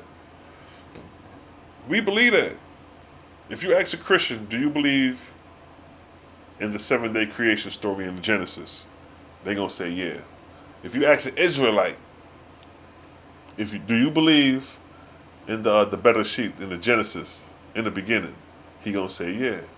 So with them accepting that belief, they're ignorant to the fact that this is an allegory and it's false because fruit trees can't grow without sunlight. There's no way you could wiggle your way out of that. Y'all could play with the light in the beginning. I'll let y'all have that. Y'all could fabricate whatever belief you want to say that light was because this is a physical reality, a physical creation. So whatever light was there still had to be present because everything after that is present. Water is present, right? Sun, moon, and stars are present. The herbs and the vegetables are present, but that light in the beginning just... See that? It's false. It's bullshit. It was a fabricated story by Anu Hassad to enslave mortals and angels for his own personal gain. When you read that in Owaspi and realize that was the intent of that 7-day creation story, and that same creation story starts out your Bible today that you wholeheartedly believe, when you find out it was a nigga sitting on the throne who made that shit up, you know what I mean? Trying to play you? Come on, yo. That's why Owaspi cold-blooded. It exposes everything. It ain't trying to get you to believe that shit. I'm just like, yo, this is what happened. You can take it how you want it, but it's here. You can say it's fake, it's pseudo, it's here. And it ain't going nowhere. Shit ain't going nowhere. No time soon. This gonna be the standard to come. Watch. Especially dealing with the women and the younger generation. I got some youngins under the belt. They ain't, come on, yo. They ain't playing. They sharp at the Owaspi. They get it. They read it. See, a lot of people don't read the shit. They just want to judge it. They want to go to the website and read a couple narratives that they talk about it, read some headlines, and they think they done figured some shit out. No, nigga. No. You got some book so goddamn thick, the Book of Fragment Patty like this thick alone, just that book by itself. You got to know how to even read the book.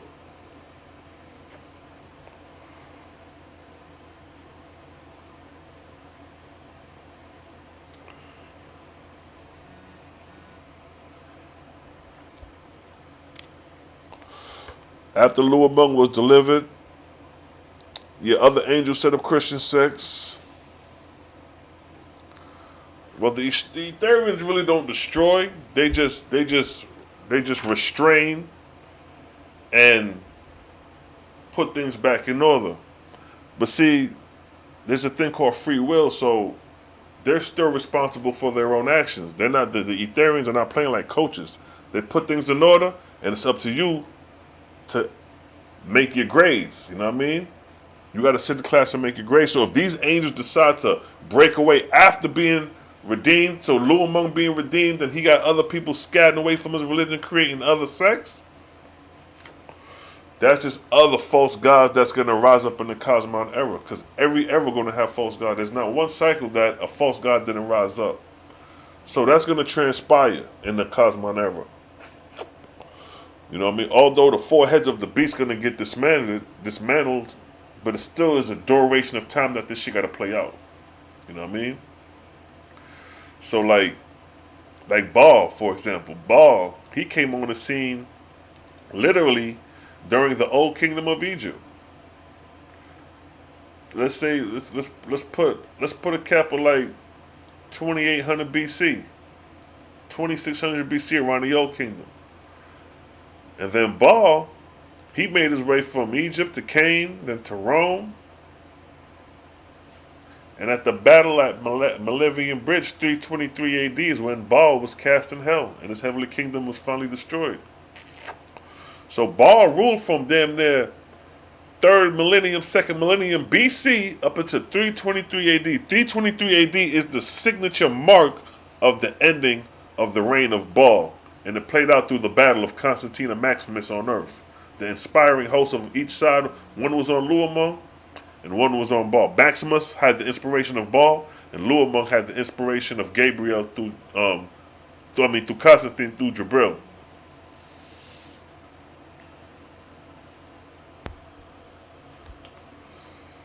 So yeah, it gets deep, yo.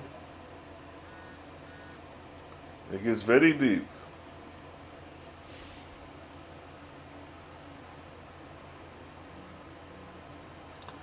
Mercy, I see you. Peace.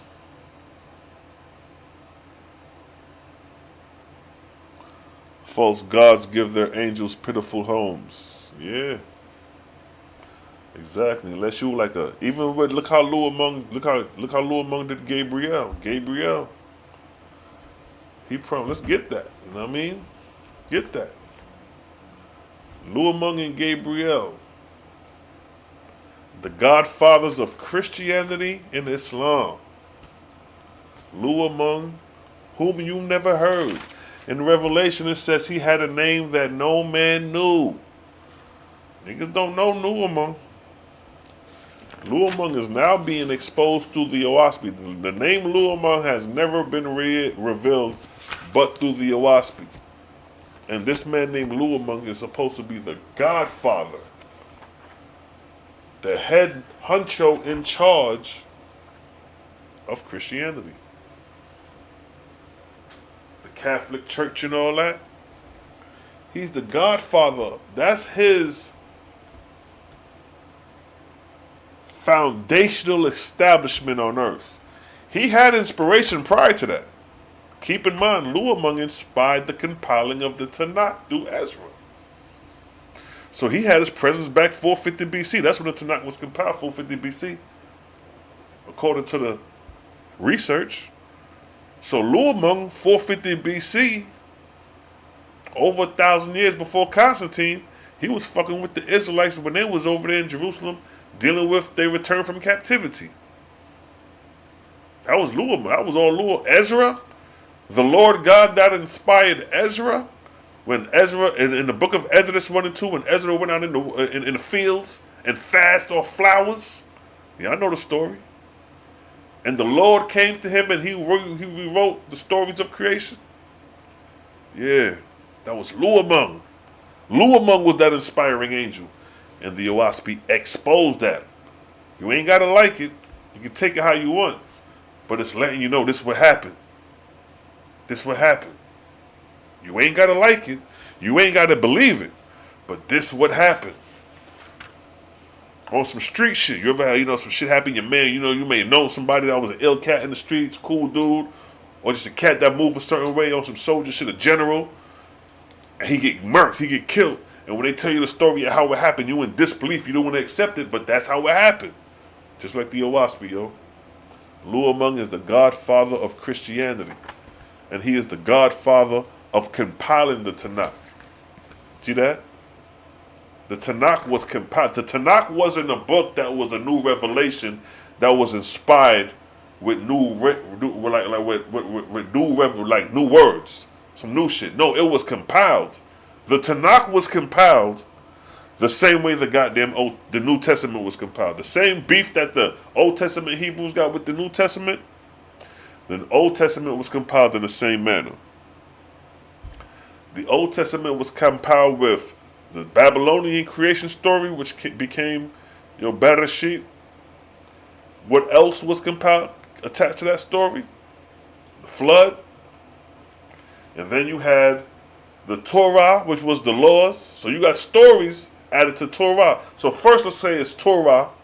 Before the captivities, it was just Torah, which is law, statutes, and commandments, community living rules. You know what I mean? Basic laws. Don't do this, don't do that. Don't do this, don't do that. Those are the laws, statutes, and commandments. Nothing spiritual about it, but just to keep you intact in the community, right? Torah. When they went into captivity in Babylon, Assyria, in Babylon, when they spent them 70 years there, see, 70 years is a whole new generation of seed growing up in that city. Just like we knew seed in America growing up, prior to being in Africa. When the first generation of captivity of Israelites went into captivity into Babylon, and if they decided to produce seed in Babylon, that's 70 years. So that child could be 70 years old when the captivity ended, if they decided to have seed within the first couple of years in Babylon. So you have a generation of Hebrews growing up in a Babylonian custom and culture, just like we in America. So when Daniel 1:4 says that that the Israelites learned the Babylonian tongue, learned the Babylonian literature. It says that in the book of Daniel, chapter 1, verse 4. It says that, right? So what does that say? That they learned Babylonian, especially the descendants of the children. You ain't going to be in slave master house and not learn what slave master want to teach you. You ain't going, oh no, I'm going to teach my son Hebrew and that's it. Nah, them niggas was learning that cuneiform, that Babylonian tongue, and that Babylonian literature. So with that being said, they would have been familiar with the Babylonian tradition, the Babylonian religion. They would have been familiar with Marduk. They would have been familiar with Enki and Lil and Anu. You know what I mean? And then Karsak and those deities, right? The Anunnakis. They would have been familiar with these deities. So now coming out of captivity, coming back to rebuild the new temple, coming back with the Tanakh being compiled, coming back to that.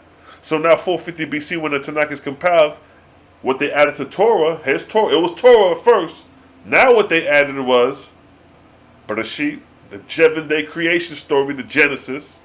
They added the flood, and they added the stories of the prophets, Abraham, and whoever else, right? That's what they added to Torah, which became the Tanakh.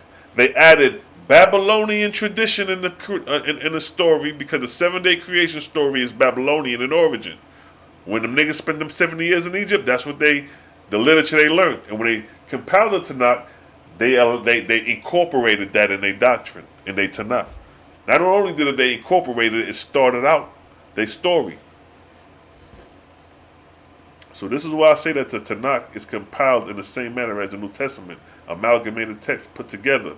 The Tanakh, a couple Babylonian tales, and the stories of the prophet, the writings of the prophets. That's your Torah. That's your Tanakh. But then Luamung was the one inspiring that. See that? That's why the OAHSPE cold-blooded. Still giving you the actual history, but now I'm showing you the inspiring deity who was the force and the inspiration behind that. So Luamung, the godfather of the Tanakh. The godfather, just like he was the godfather over Constantine to put the stamp on Christianity. Luamung was the godfather of Ezra to put the stamp on that Tanakh.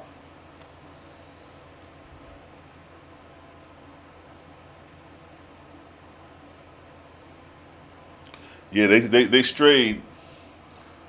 You know, they, like what you say, they started the wars against the Creator.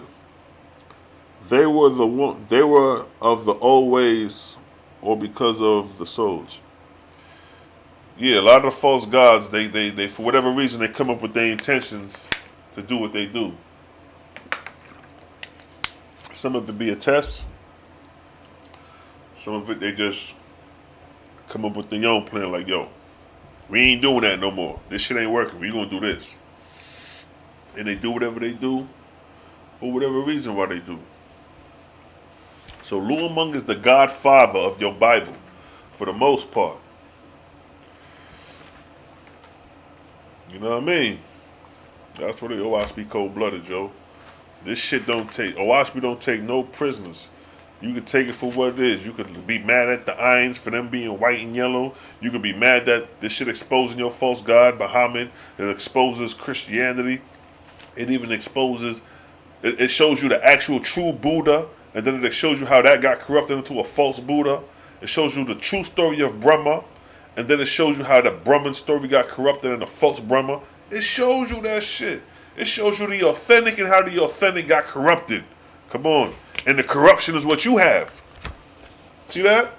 You got the corrupt version, and the OAHSPE shows you the authentic and how you got the corrupt version. That's why this shit cold-blooded, Joe. Only way you gonna know this is to read it. I'm just letting you know. Because I done read it, I know it. As far as the stories and how they play out with the angels and their purpose and their intent and things of that nature.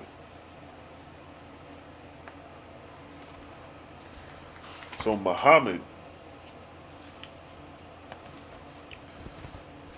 the Prophet Muhammad, who was inspired by Gabriel, all that got tied to Luamung.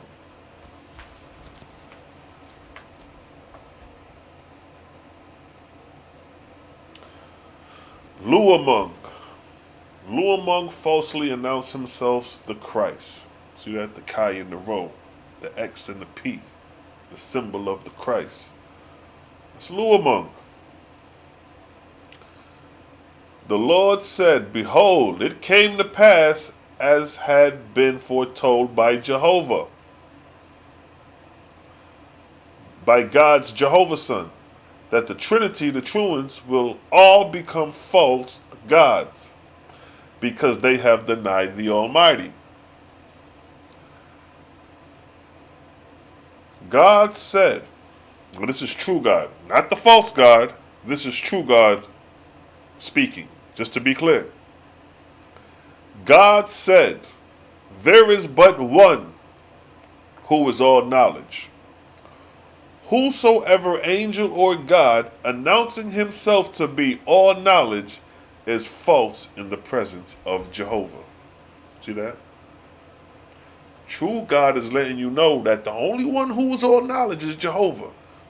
Any angel, mortal, claiming to be all knowledge is false in the presence of Jehovah. And Jehovah's the creator. That's fearful. You don't want the creator calling you false, right? That's fearful. So that's what's going on here. Luamung, and it says, nevertheless, Luamung had it proclaimed in heaven and on earth that he was the Christ, which is the Ahamic expression for all knowledge. So it's showing you that Luamung made the name Christ on earth. So we don't know the name Luamung, but the name we knew on earth that is connected to Luamung is the term Christ, the Chi and the Rho, the X and the P, right? That's the symbol he gave to Constantine. The Chi and the Rho, the X and the P, is the symbol he gave to Constantine against Maximus at Malivian Bridge, 323 AD. That was the symbol. That was the earliest cross. That's the first cross for Christianity, was the X and the P in the circle, right? So it states, the Lord said, now therefore, Luamung was from this time forth a false god in heaven on earth. See that? So by him taking on this name, claiming to be all knowledge, taking on like he the creator, taking on the term Christ, he is now a false god.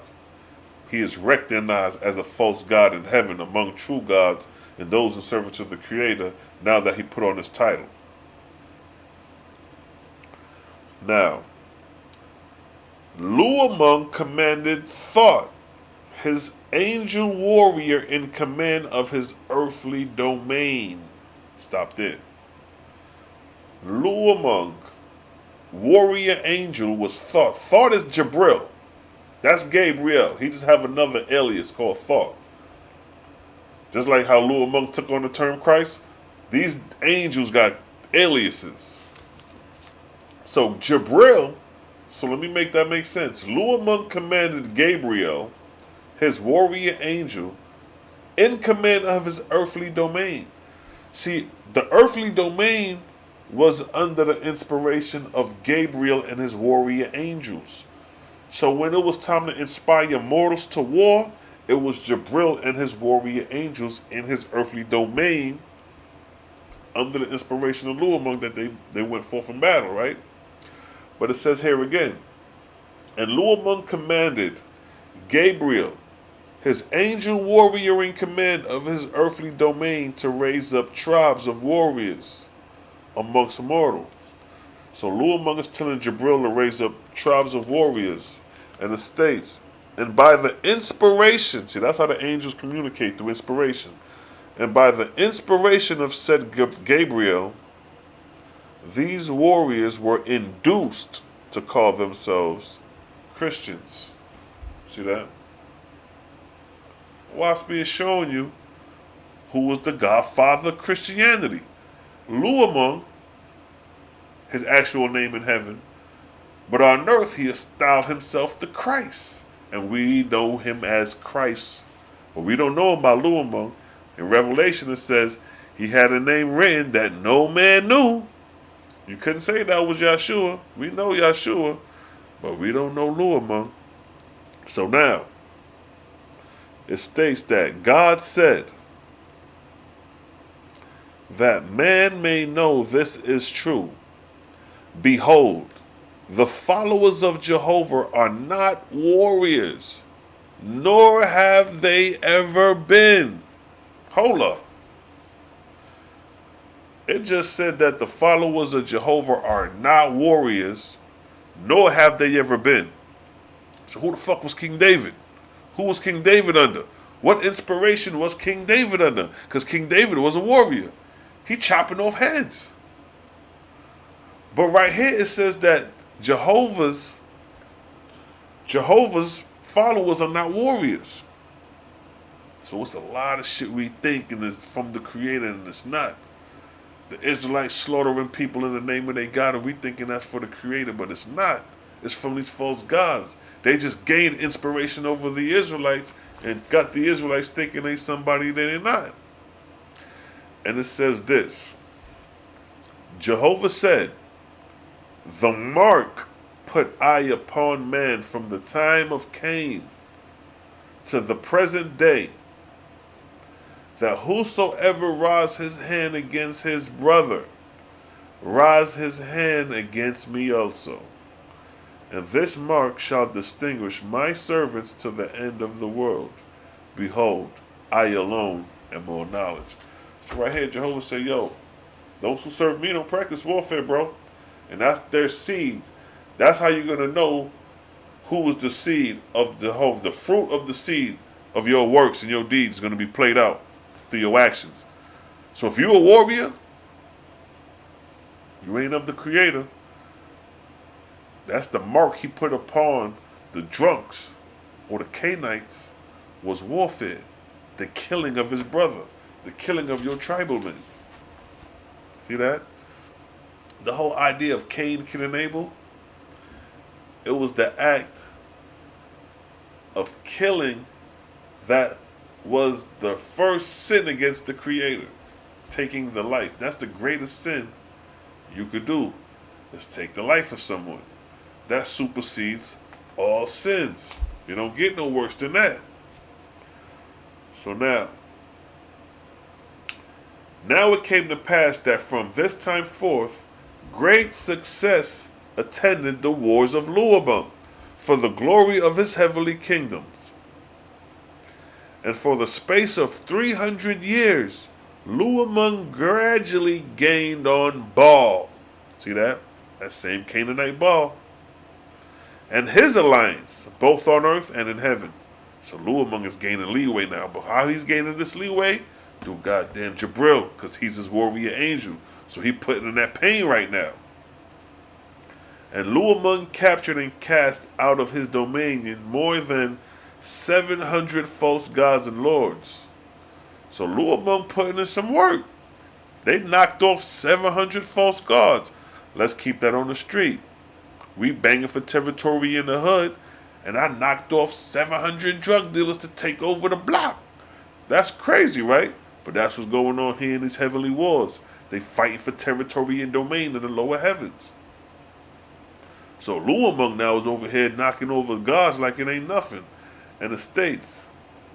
And he broke up 680 oracle houses and temples, used for consulting the spirits who call themselves Elohim, gods. See that?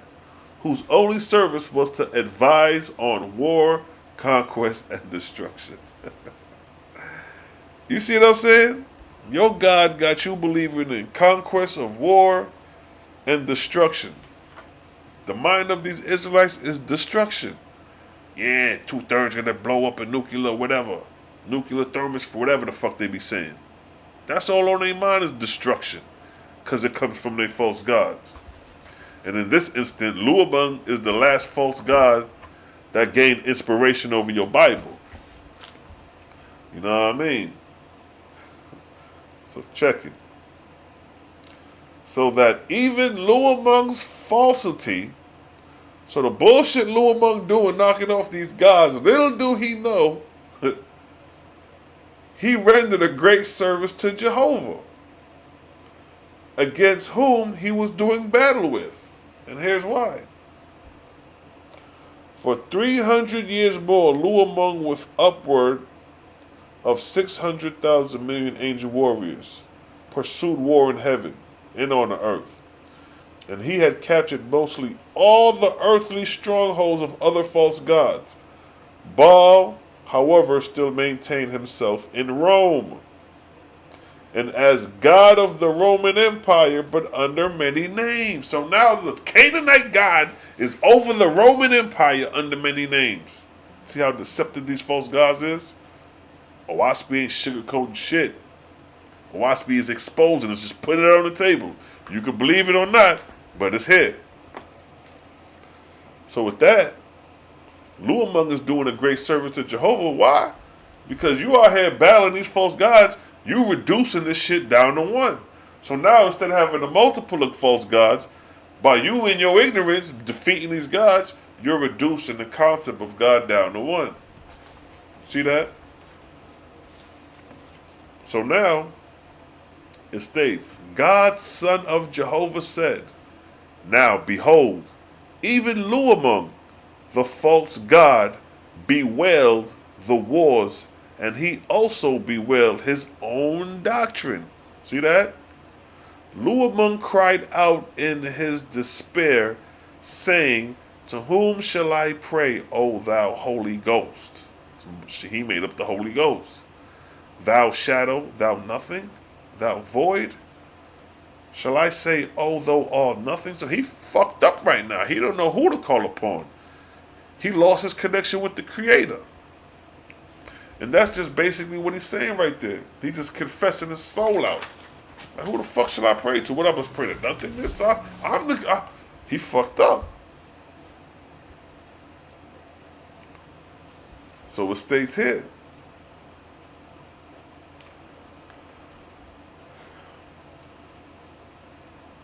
Where that shit is, boy, I'm telling you. These false gods ain't playing no games out here, yo. Then you had another false god that called himself the Buddha. It goes deep, yo. Luamung and these false gods wasn't playing no games.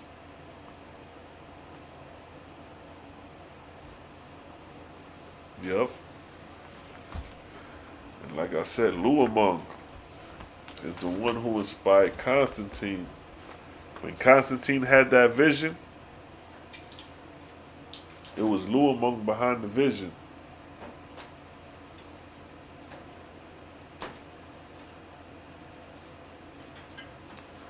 You got to read that to know that. Exactly. You research Luamung, exactly. There is no results. And you know why? Because he didn't make his name worshipful on earth. Yep. The Owaspi clarifies that. So that's nothing hidden.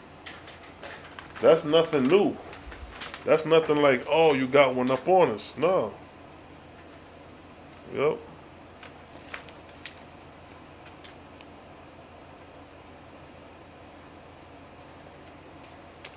Yep. So even here, it says, thereupon the name Aisu, which became Jesus, was adopted, and the sacred books were written accordingly. Talking about compiling the New Testament. God, Son of Jehovah, said, the council of Nicaea sinned not, for the doctrine set forth as an Aisu were for Jehovah. But wherein the words made worshipful the name of Christ and the Holy Ghost, behold, that matter was with Luamung. See, Luamung made the names Christ and Holy Ghost worshipful on earth. But his personal name, Luamung, he did not make his name worshipful on earth. That's why you don't find the name Luamung. See, the Owaspi explains this. So it's not no secret to that.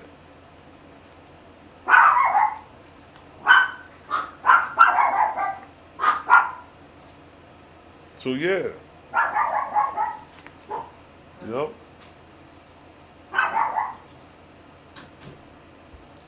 Whatever. So here's the proof that Luamung didn't make his name worshipful on earth. It says, therefore suffer ye Luamung to bear his own testimony to the kingdom when it sprung. The Holy Ghost was his labor. Hush. Go sit down. It says, Jehovah said, have I weakened since the time of Moses that I need to incarnate myself in order to make men understand me? See, Jehovah ain't reincarnated himself into a man or the word was made flesh and all that to prove to man. That's like the false doctrine that the Holy Trinity had dealt with at the time. But Luamung never made himself that name worshipful on earth. Nope. So we clear on that.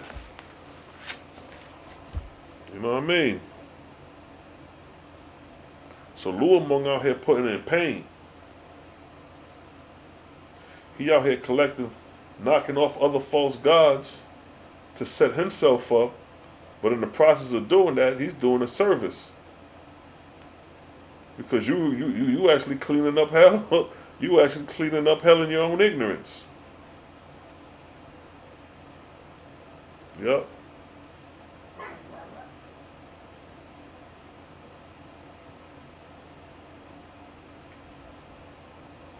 Yep. So that's that money. And then it states here with Luamung that I just read. Bung. Luamung falsely announced himself Christ. It says, nevertheless, Luamung had proclaimed in heaven and on earth that he was the Christ. See that? That's the name he made worshipful on earth. Not his personal name, but his title as the Christ. That's the beauty the Owaspi shows you. So like I said, Owaspi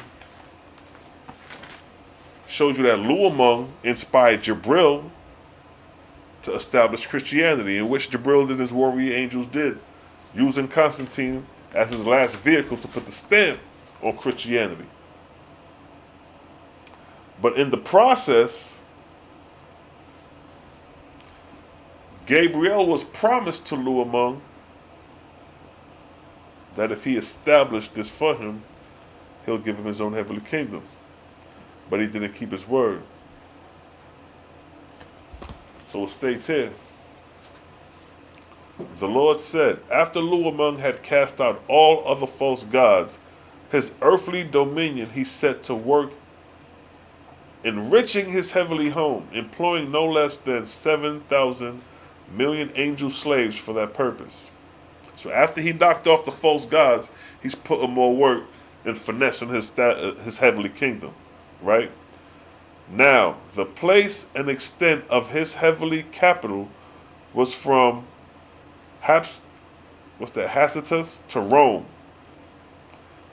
and northward to the Aquarian Mountains. So this is like Italy, up in that region, in Rome, for the most part. That's where his heavenly kingdom was established at the time.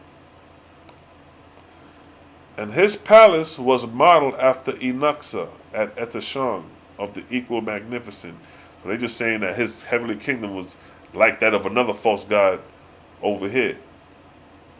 His great warriors were now exalted as lords, generals, marshals, and so on. So some of the angels, warriors, got exalted in rank. And he provided rites and ceremonies, tournaments, and all manner of heavenly diversity. But he made the rules of entrance to his palace so rigid that only his highest officers and visiting gods could gain access to him. So not everybody could get to goddamn Luamung. He made that shit just like the president. You just ain't gonna run up on the president. You gotta get through some tunnels, through some doors to even get to the president, right? Same thing how Luamung is playing his card right now. Now, for upward of 1,000 years, the angel warrior Gabriel had been to Luamung his most faithful sub-god. So now, after the establishment of Luamung then put other angels up in rank. Gabriel was his most faithful sub-god. Meaning, he was the most loyal out of all these other ones who done put up in rank. So, Luamung had promised Gabriel that when he overthrew Baal, 323 Bolivian Bridge, Maximus, the inspiration of the god of Maximus was Baal, and he said when he overthrew Baal and cast him in hell, he would give to Gabriel a great heavenly kingdom with an earthly base. That's what Luamung, the false Christ, was promised to Gabriel. Gabriel is the one who established the groundwork for Luamung by casting these other false gods out the way, establishing that base in Christianity. Gabriel did that. And that's what he was supposed to be promised. In a sense, accordingly, Gabriel applied for Jerusalem, his station, and for the heavenly kingdom thereof, unto belonging and for 1,000 million angels. So he telling Luamung, Gabriel, like, all right, well, you know, if you're going to give me that, well, let me get that heavenly kingdom over Jerusalem, and let me get Jerusalem as my earthly base, you know what I mean, for doing that work for you. That's what Gabriel is asking. Like, that's what he's applying. But Luamung postponed the matter from time to time, for more than 600 years. What the fuck? Can you imagine you trying to get at somebody to give you some money that they owe you? And you know, it may take sometime 2 days a week. You may not see this nigga in a month, 2 months, 3 months, 4 months, 6 months. He owe you money and he ain't spoke to him or heard from you. Luamong postponed the matter for 600 years. So Jabril like, yo, you know when you gonna give me my joint? He ain't respond till 600 years. Showing you the duration of time of his angels in the spiritual realm. It ain't no overnight shit. Shit is duration of time. So, Gabriel then sent this message to Luamong. Now, check the message that Gabriel sends to Luamong. Now, keep in mind, this is the same Gabriel that came to Muhammad. This is the same Gabriel that established Christianity for Luamong. And Luamong is the nigga who's proclaiming to be the Christ. Right? So, check it. This is the message he sent. He said, by virtue of my own worth, before the gods of heaven, I greet thee in peace and love. Shalom Aleichem. First in remembrance of thy many promises to me, in which thou hast kept no part thereof faithfully. So he's like, yo, peace and blessings, but yo, I'm bringing up these promises you told me that you ain't never come through. That's what he's saying. Then he's saying, second, that thou art not Christ, which is all knowledge, but a user-upper and a pretender. So now he's saying, man, you ain't even no real OG, man. You fake. That's what he's saying. You ain't no Christ. That's what Jabril is saying, calling him out his name now. Verse 13. Third, that I made thee what thou art, and by my own hand help thee to cast out Baal and Ashtoreth, yes, Ashtoreth the goddess, and all the Roman and Argosian gods, of which matter it is known in these three great heavens that thou did promise me for more than 700 years to give me a kingdom of 1,000,000,000 subjects. So here he's like, yo, I made you, bruh. I'm the one who cleaned out the drug dealers on the corner to make you the kingpin. That's what Jabril is saying. Jabril is saying, yo, I'm the one who cast out Baal, cast out Ashtaroth to have you sitting the way you sitting now. That's his third strife with him. It says, and fourth, since thou art safely raised above all gods within these regions, thou hast affected to not know me? Yeah, that's how you moving? Yeah.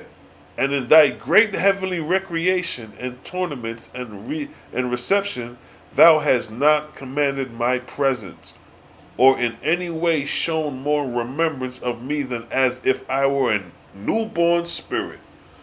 So Luamong is totally ignoring this dude. Thanks for what you did for me, nigga. Fuck out of here. That's how Luamong is playing Jabril. And Jabril like, nigga, I made you who you are. How you gonna play me like that? That's what's going on here. That's how Jabril is feeling right here. I'm showing you these are the precursors of why Jabril had a resentment towards Luamong, and to show you why Christianity, which is Luamong, and Islam, which is Jabril, hate each other. Because Jabril had this resentment, and this resentment played out through his religion.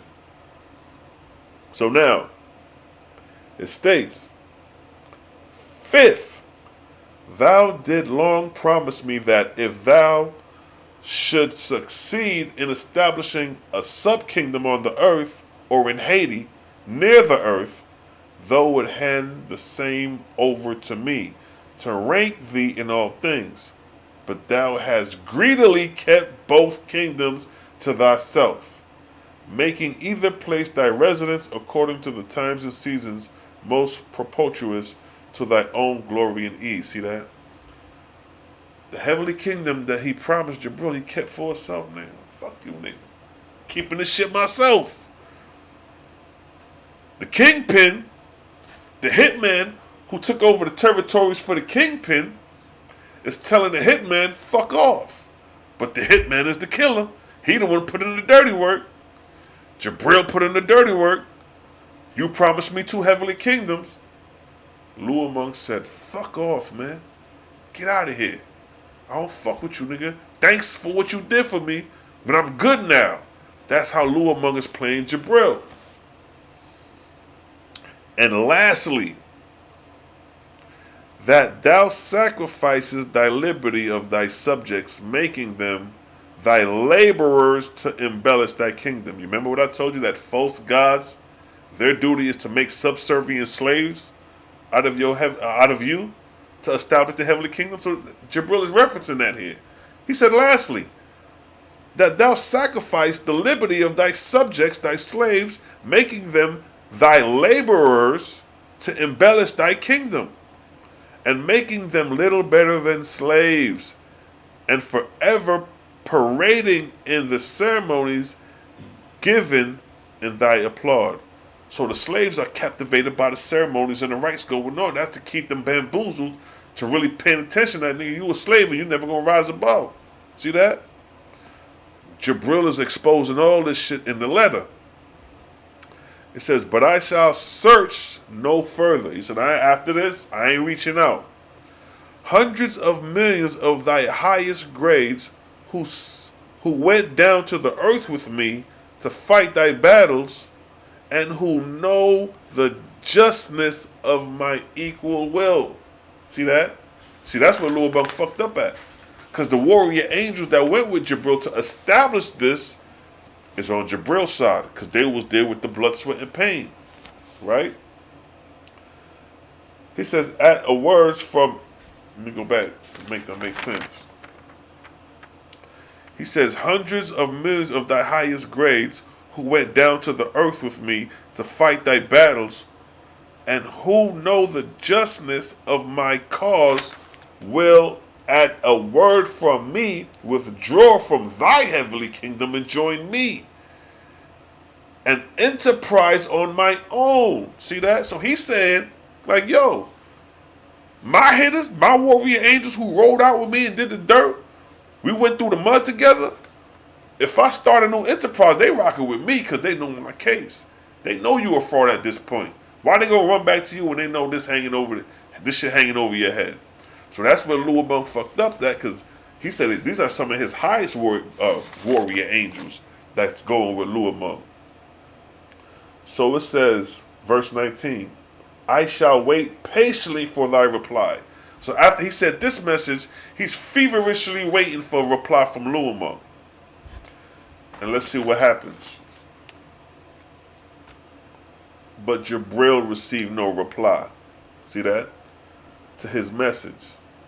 And so, in course of time, he called together 10,000 angel warriors, and they assembled in a place called Kala, Horeb, the place of 7 steps in Haiti. Gabriel spoke before them, saying, so check it.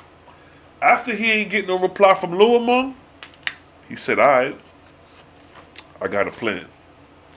Let me call up 10,000 of my angel warriors and hear what I got to say. Keep in mind, all these are the precursors of why Gabriel came to Muhammad to establish Islam. These are the precursors.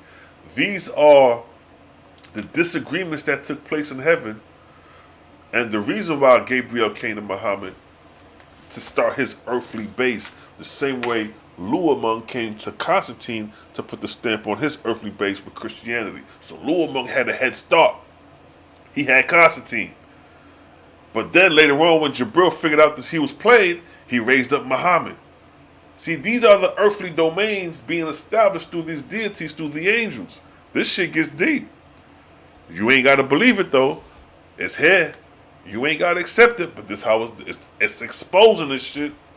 So now, this is what Gabriel said.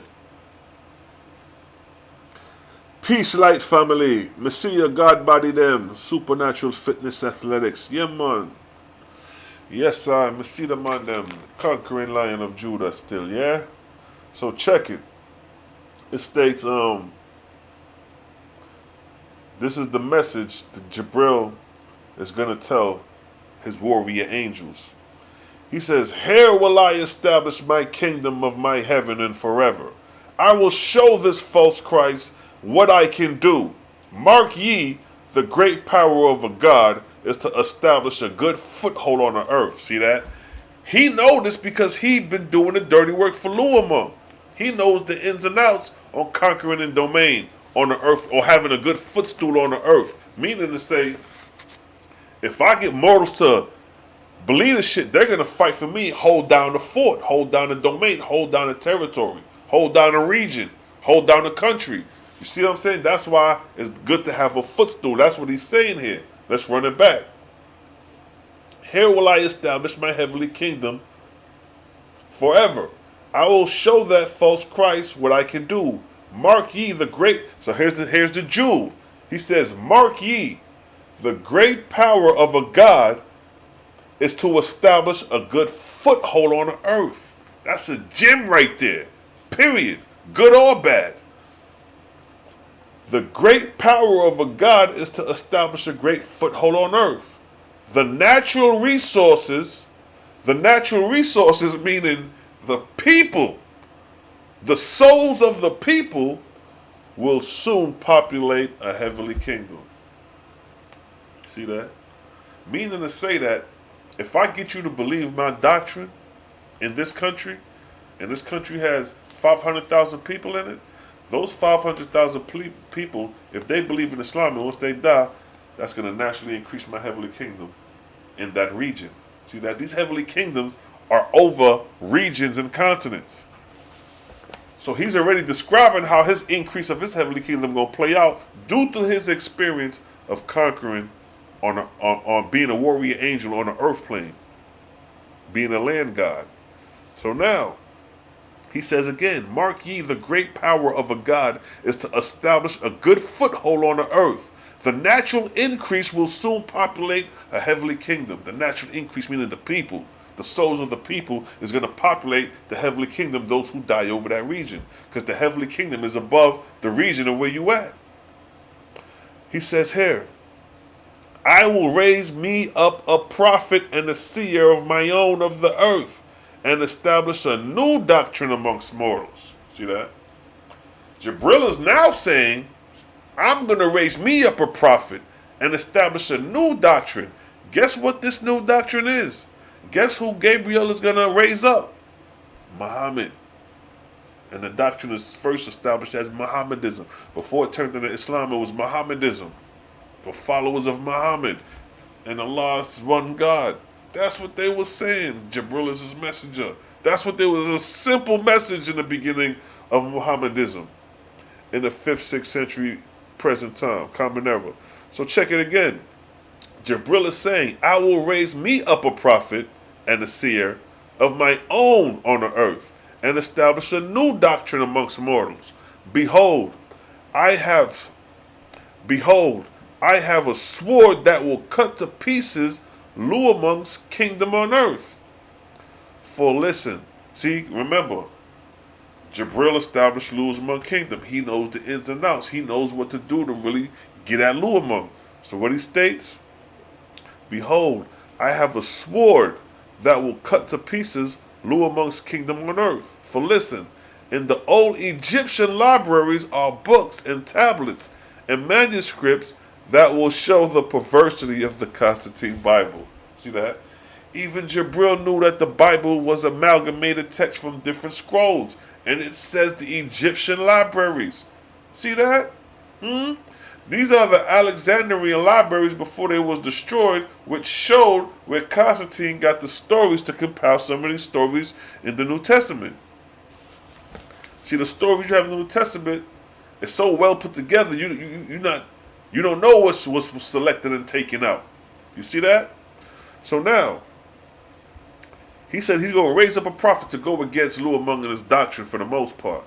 And it says, now, when I have established my prophet, when he have established his prophet, meaning when I got this shit in order, and I got this shit ready to go, he said, I will cause mortal legions of Arabenia. I will cause mortal legions of Arabenia to possess these libraries, especially Alexandria. See that? And I will raise up mortal scholars who shall establish the truth of my prophet's doctrine. He's talking about raising Mohammedan scholars when he gets establishment going. He's foreseeing or prophesizing how he's going to do with his new doctrine and the morals and scholars he's going to raise up. He's foreseeing this in this verse. And it says here, And I will thus overturn his heavenly kingdom and possess all these mortal regions myself to be mine forever. So Gabriel like, alright, I'm going to take over this whole shit. Arabia, Africa, and I'm going to come for your shit in Rome. That's what he's saying. He moving in. We going to war. We going to battle. I'm the Earth Warrior. I got your highest ranking soldiers rocking with me. I got this in the paw. So, smart chess move on Gabriel end. So here's the catcher. Verse 24. After the manner of the angel Gabriel boasted, and he made 10,000 his holy council, and from amongst them he appointed marshals, captains, generals, heralds, and officers in general. And they built a throne in heaven unto Gabriel, and called the throne Kala, Hored. And he went and sat thereupon, and he then crowned himself Gabriel, Allah, which is God of heaven and earth. Gabriel sat on the throne, crowned himself God, Allah, God, El. That's what Gabriel did. So that's why I said Gabriel is playing the messenger and the God in his own text. He came to Gabriel as the messenger, not knowing he came as Muhammad as the messenger while playing the God Allah as his scheme to things. Shit get deep with these false gods. And he's doing all this out of resentment because Lou among didn't promise him his heavenly kingdom. That's why I said Islam is a resentful religion. That's why they have a great hate towards Christianity based off Jabril's resentment. And it states, then it states the lords, and it states here, and then he crowned 10 lords, and Gabriel thereafter commenced the initiation of members in his kingdom, and there thus acceded to his heavenly place upward of 500,000 angels every day, and this continued until Kala contained more than 800 million angel subjects. So he gained over 800 million subjects within a short span of time. Of these, certain selections were made according to her grade, who were appointed as officers over the rest. And immediately they were put to work. See that? This is what you're going to be doing right here. Building heavenly mansions and constructing streets and roads and all things required in an exalted heaven. So that's how you're going to be serving your false God when you go to heaven. You're going to be making buildings, mansions, constructing streets, just like I said, that gold street. Owaspi ain't making this shit up. The same way we do it on earth, it's the same thing that's going to be going on in heaven. And it states, and in the meantime, Jabril's palace and throne were extended and beautiful beyond description. So these heavenly gods, although they false, they got some beautiful heavenly kingdoms. Don't get me wrong, these ain't no shabby gods. The glory in this Owaspi, the way they describe it, is magnificent and majestic. True and false, hands down. So now, Gabriel knew the power of rites and ceremony, and he provided unto his heavenly kingdom accordingly, so that his people were kept in a constant strain of excitement because of his wonderful invention. So he kept the people excited like children when they go to the goddamn candy store or the toy store, the Toys R Us. The kids get excited and be blinded through the excitement. So it says, so that millions and millions of them truly believed that he was the veritable creator of heaven and earth, thus in the form of an angel. So it's showing you that the people started believing that Gabriel was the creator in the form of an angel, the form of man. See that? So what it said here, let's go back to that. Gabriel knew the power of rites and ceremonies. See, Gabriel ain't no slow hand here. He established a lot of these things for Luamong, so he's the gatekeeper on a powerful and strong hold. a power in having a stronghold. So Gabriel knew the power of rites and ceremonies, and he provided unto his heavenly kingdom accordingly, so that his people were kept in constant strain, see that, of excitement because of his wonderful invention, so that millions and millions of them truly believed he was the veritable creator of heaven and earth, thus in the form of an angel, a Balek. See that? And don't they Muslims believe that Allah is the creator? Gabriel is who's playing the Selah.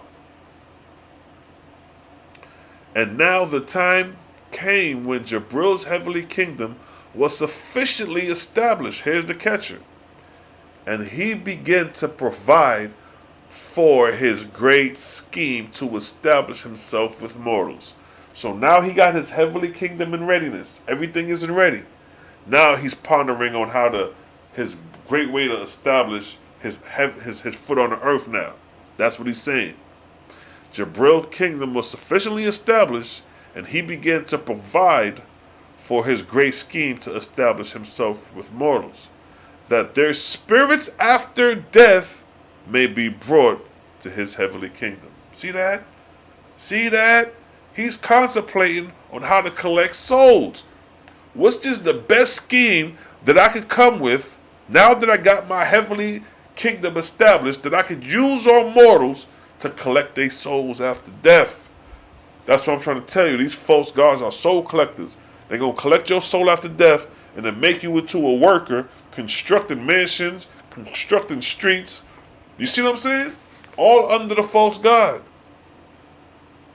So now, let's go back. Gabriel perceived.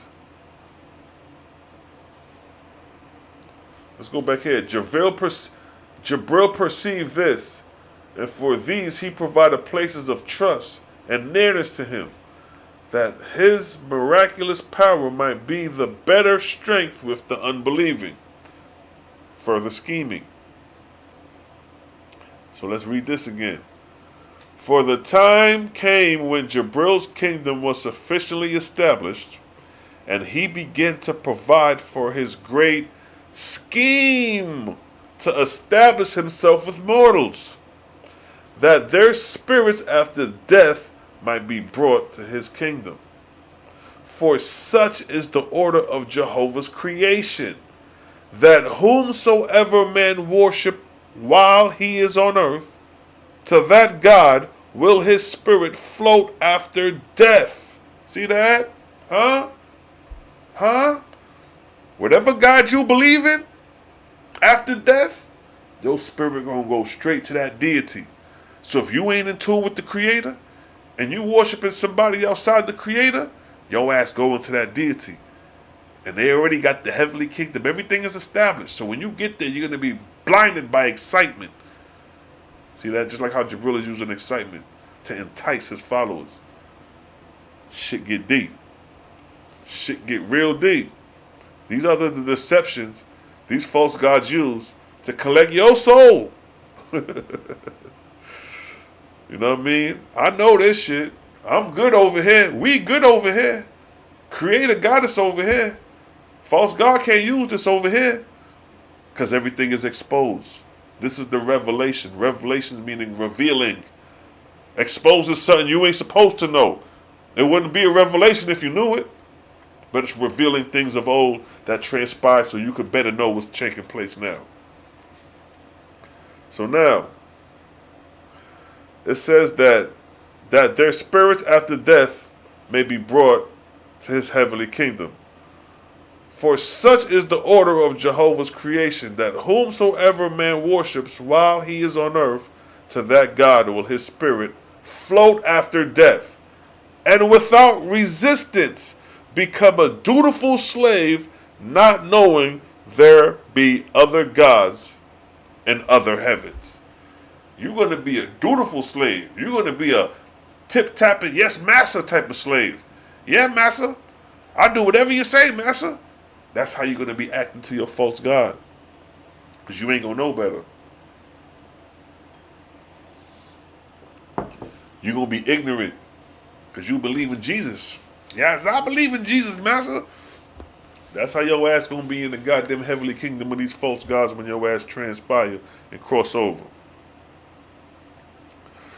So Gabriel is showing you how he's gonna make slaves of his heavenly kingdom. Now we're gonna go to the catcher. This is the last joint I'm gonna read concerning this topic of how Luamung, or how Gabriel had resentment towards Luamung based off not promising what he was supposed to promise him, which is some heavenly kingdom, an earthly base, and some warrior, some angel slaves. And this is his resentment in retaliation. So the Lord said, Gabriel raised up from the earth one. It says, Gabriel raised upon the earth one, Muhammad, and inspired him through his angel host. And the angel inspired Muhammad to go once every month in the year into the cave of Hira, on which occasions Gabriel came in person and talked with Muhammad, who had Suez, the ability to hear and see angels in great perfection. Gabriel came to Muhammad in person. You just heard all the shit Gabriel just did, and now he's coming to him. Can you imagine an angel coming to you in person, and this angel done cast out gods you done heard about in history, and now he coming to you in person? And then it states, 12 years in peace did Gabriel inspire. 12 years in peace did Gabriel inspire, or Gabriel inspire mortals through Muhammad. So 12 years in peace, Gabriel inspired mortals through Muhammad. But at the ending of the 13th year, Muhammad attained sufficient strength to draw the sword for Gabriel's doctrine. So now that they done got strong in numbers, the gang done got built up. Now we can start terrorizing the neighborhood and taking over. That's what's going on here. Again, this is Gabriel's scheme on establishing his doctrine, which later became Islam. Start off at Mohammedanism first, but later became Islam. 12 years in peace did Gabriel inspire mortals through Muhammad. But at the ending of the 13th year, Muhammad attained sufficient strength to draw the sword for Gabril's doctrine. And Gabriel, through inspiration, caused the Mohammedans to come up to commemorate this as the beginning of his kingdom on earth. See that? They're creating bases. Gabriel is creating his base now, commemorating his base on earth through Muhammad, 13th years after the establishment. Same thing with Constantine. Constantine put the stamp on Christianity, but that was inspired through Luamung, showing you how these false gods inspire mortals, and their history with earth is laid out through the inspiration of the person they inspired. Constantine with Luamung, Gabriel through Muhammad. See that? And that's basically that for that. Just wanted to show you when Gabriel came to Muhammad and why he came to Muhammad. He came to Muhammad because he was resentful because Luamung didn't promise him his heavenly kingdom. Luamung said, yo, if you establish Christianity for me, if you establish my doctrine, I'm going to give you a heavenly kingdom of your own. I'm going to give you an earthly base, and I'm going to give you 10,000 warrior angels or angel slaves. Gabriel got rid of Baal, got rid of Ashtoreth and a couple other false deities. And then when it came time to pay up, Luamung said, fuck you. Nigga, I ain't paying you shit. Fuck out my face. Before I get one of my generals over here to smack the shit out of you. That's how Luamung played Gabriel after he put that pain in for him. If it wasn't for him, Luamung wouldn't be shit. But then at the same time, if Luamung would have kept his word, Islam would have never existed. The only reason Islam exists because Luamung didn't promise Gabriel what he was going to promise him. And Gabriel went on his own and started his own heavenly kingdom, the same way all false gods start their heavenly kingdom. So the war is raged on Christianity. Islam, like them real Orthodox Muslims in the Muslim countries in the West, in the East, some of them can't stand Christians, yo. They ain't with that Christian shit at all. They ain't with that white Jesus shit. And then some of them know the whole Yeshua been switched, you know what I mean, to Jesus. Some of them scholars ain't stupid. They know, they got the knowledge.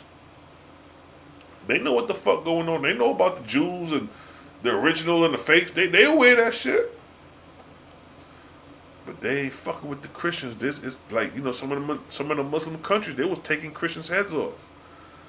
I remember seeing a documentary in Africa where, some Muslims were just driving around, just asking people if you Muslim or Christian, and if you said Christian, they shooting you on sight. That was in Africa, let alone them real Orthodox Muslim countries.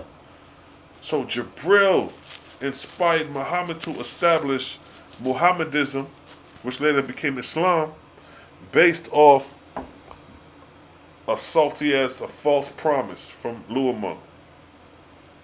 See that? That's what the fuck going on with these false gods. That's just a quick, simple couple of verses to show you how deep these false gods go. So in that instance with Gabriel, you would feel like, well, damn, Gabriel is, he has a right. Now we sympathizing with these false gods. No, they all false. All that shit all fucked up. Gabriel, what Luamung did to Gabriel is fucked up, but you still false. You still out of wax. So even if Gabriel establishes his own doctrine in his base because Luamung ain't promised him, he has the right to do that based off the game they playing. That'll make your shit right. You still false. That's why the shit deep, yo, because you got millions of people following Islam. You got millions of people following Christianity, and they following a doctrine of two false gods claiming to be the creator. And the ending of their doctrine is going to be anarchy and war. Because once your followers begin to realize you're not the true creator and that you fake, they're going to turn against you. Millions upon millions of angels will rise up and turn against you. The same way when some things don't go right in America, and we march to that White House in great numbers. Remember last time they stormed the White House. That ain't never really happened since the goddamn wars with the British in the 17 or 1800s. Whatever time that was. But these motherfuckers stormed the White House, bro. The same way. These false gods get frustrated with they goddamn when these followers or these false gods get frustrated and realize they're not true, they're going to storm that White House the same way they stormed the goddamn Capitol, the White House out here. They're going to storm that goddamn Heavenly Kingdom. That Heavenly Kingdom White House, them false gods going to storm that shit and bust the wall down and break through and start grabbing the people up and striking and beating and shit like that. That's what's going to happen. Every false god in the Owaspi Heavenly Kingdom ended in that same way. I don't give a fuck if the false god was from India, China, or Africa.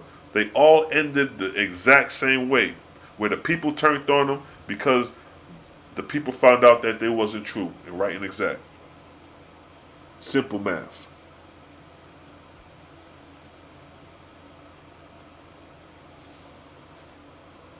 You dig? This is the lesson we speaking on right now. Luamung and Gabriel, the Godfathers of Islam and Christianity. That's the topic at hand. That's what we're dealing with. Because those are the most dominant religions that got the people caught up right now. We fighting for the souls of the people. That's more important than anything right there. Exposing these false gods to bring you back to the Creator, ain't no other greater job than that. Everything else is relevant outside of that. That's why you don't see me talking too much about shit outside of what's most effective, what's most crucial to our soul and our salvation. When we cross over in spirit, guess what? Ain't no more following none of the holy days. The Sabbath. When you graduate into etheria, following the Sabbath and all that is out the window. You graduated from that. See, this shit is a growth. We only here to read the Cycles and Seasons while we here. When we cross over and we start to progress, It's other seasons and cycles that's going to be followed in the realm. See that? This is just the earth realm. We follow the weekly Sabbath, the moon cycles, the sun cycles. That's on the corporeal realm. When you move up in spirit, there's other spiritual laws, there's other spiritual days of doing things in the realm. But the shit gets deep, yo. You know what I mean? Now we have to roll it. After that, you see what I mean? If I roll that big head spliff, don't you realize all this shit going on in spirit, and that these deities are fighting for your soul. They soul collectors. So after they established, you see what your brother, after he established his heavenly kingdom, after it was sufficiently built up, his scheme was now on earth, how he could best inspire mortals to collect the spirits of the dead for his heavenly kingdom. So once these angels get established on earth, they coming for your ass, yo. They gonna send them guardian angels to start scouting out to see which human being is more inspired to their way. And they're gonna start giving you dreams and visions about Jesus, about Allah. How many people you done heard Jesus? Oh, Jesus came to me in my dream. I seen Jesus. And they be dead ass serious too. But then what? That's one of them goddamn false gods playing games on your ass. Yes, yes, yes. You have to be mindful of them false gods, you know.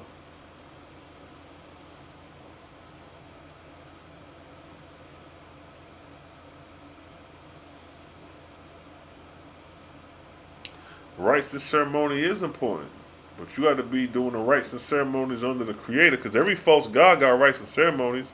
So you could be doing rites and ceremonies under the false god, and that shit ain't getting you nowhere. No hiding what that false god is commanding. You know what I mean? See, these false gods change up the rites and ceremonies to their liking. So the rites and ceremonies to the Creator are now the rites and ceremonies to these false gods. See that? System in order prevails in heaven and earth. But you're not going to always be on earth. You're not going to always be subjected to the moon cycle. You're going to be rising above the moon cycles when you graduate from etheria. You out of here. You dig? When you was in high school, you had to wake up 7 o'clock to reach class for 8:15 or something, right? But when you graduated high school, you ain't had to apply them rules no more because you elevated. You rose above that. Just using that as an example of growth. You know what I mean? We mapped out the Sabbath, did the whole Sabbath thing. Showed you what the Sabbath was. The lunar and the solar calendars all conjoined as one cycle.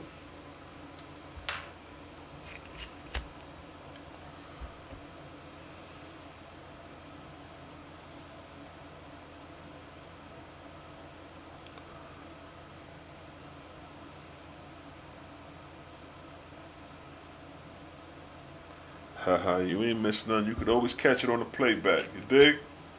That's the beauty about this thing. You could always play it back. Excuse me as I like my spliff. You dig? But this how we moving, yo. This how we moving, yo. Like I said, you ain't gonna get this information from nowhere else, yo. Big facts on that. Everybody else, the Christians trying to convince you to believe in Jesus. Just believe in Jesus. Not the Creator, but Jesus. Muslims. Allah. Gabriel is his prophet. Gabriel is Muhammad is the prophet. Yeah, yo. It's a vibes, you dig? You know how we do. You know how we give it up. You know what I mean? Drop some knowledge. Drop some vibes. Talk to the people. You know what I mean? This is why this information is important. This is spiritual information. This is information for your soul. You know what I mean? You could croak tomorrow. You know what I mean? Like, life ain't promised. So this shit is preparing you spiritually. A corporeal body I made, that man may learn corporeal things. But death I made, that man's spirit may rise in the firmament and inherit my etherian kingdoms. So our scope and our focus is the etherian kingdoms. That's our inheritance. See that? He ain't say that was our vacation, our vacate. That's not our rental. He said, yeah, I'm going to let y'all rent the etherians for nah. He said, that's your inheritance. You know what I mean? That's like your grandmother got land for you to inherit after she passed. And she passed, she left you a stake of 40 acres. That's your inheritance. That's all you right there. So Jehovah's saying the etherian realms is your inheritance. And the etherian realms is the most highest realms. Existing outside of Earth and their atmosphere. Existing outside of any planetary world and its atmosphere. In between the spaces is etheria.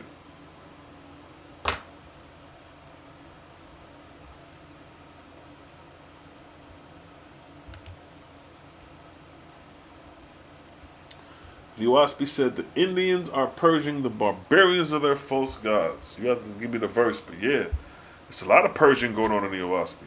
Owaspi shows you the savagery and barbarianism of man or mortal. That's why I say mortals, because mortals it's not specific to no race. It encompasses everyone. When I say mortal, that means anybody in fleshly form. I don't care if you're from China, Africa, India, Native American. Mortal encompasses all that. So I like to keep it on an even playing ground. Ain't nobody no special than the other. The lion can't say he better than the goddamn gorilla. The gorilla can't say he no better than the polar bear. The polar bear can't say he no better than giraffe. Each one is created from the creator. Period. Can you imagine the lion saying, I'm the chosen animal in the kingdom? But here come the elephant, run your ass off. So, might have to be humble in these vibes, yeah? You have to be humble. Humble in the words of Jehovah. Because it's real out here. You know what I mean? Yeah, deja vu. Yeah, that shit real too. You know, all that shit. It's deep. We in the matrix, you know what I'm saying? This the matrix we in. This physical body is the matrix. You come out the matrix when you go to sleep. When you go to sleep, the cord is unattached. Your eyes wake up. When you have a dream, that's when your eyes open up. The eyes you have dreams with, to have a dream, you have to have vision. We can't see shit if we ain't got no eyes. Vision. Your spiritual body has vision. And your dreams is visions from your spiritual eye.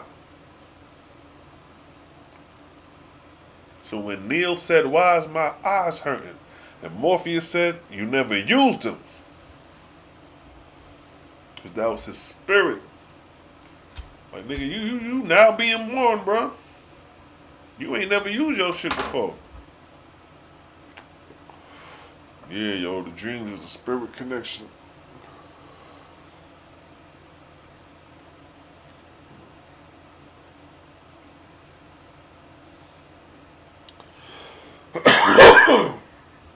Yeah, if you read the wars against Jehovah, it's all type of purging going on. All type of wars going on, tribe against tribe. Nothing new. Nothing new. But these are the wars from the false gods. And none of this was commanded from true God instead of Jehovah. Or true God, rightful ruler of the heavenly kingdom. Ain't no verses where true God's sending off soldiers to go to battle in the heavenly kingdom. When the heavenly kingdoms are at war, what true God do?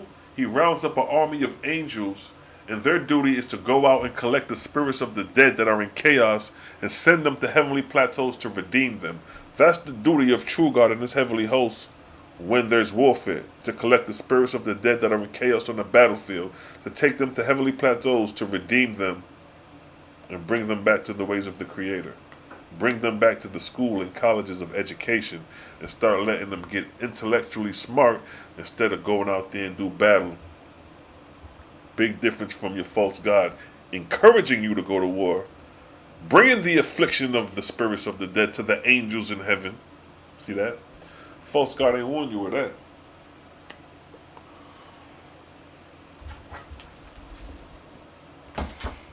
Boom,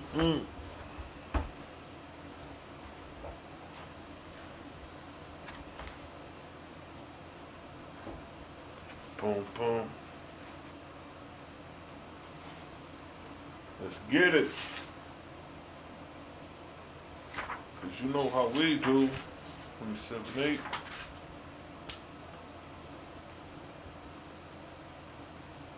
Go see March. You must be talking about the Lord, the book of. You must be talking about the first book of the Lords. The Lord book you must be referring to. 48. Let's see what we got here.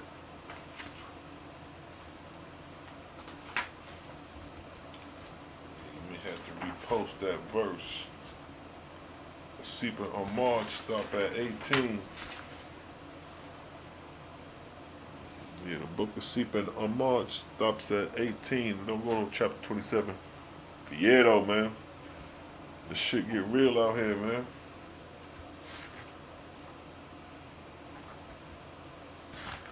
It's real in the field.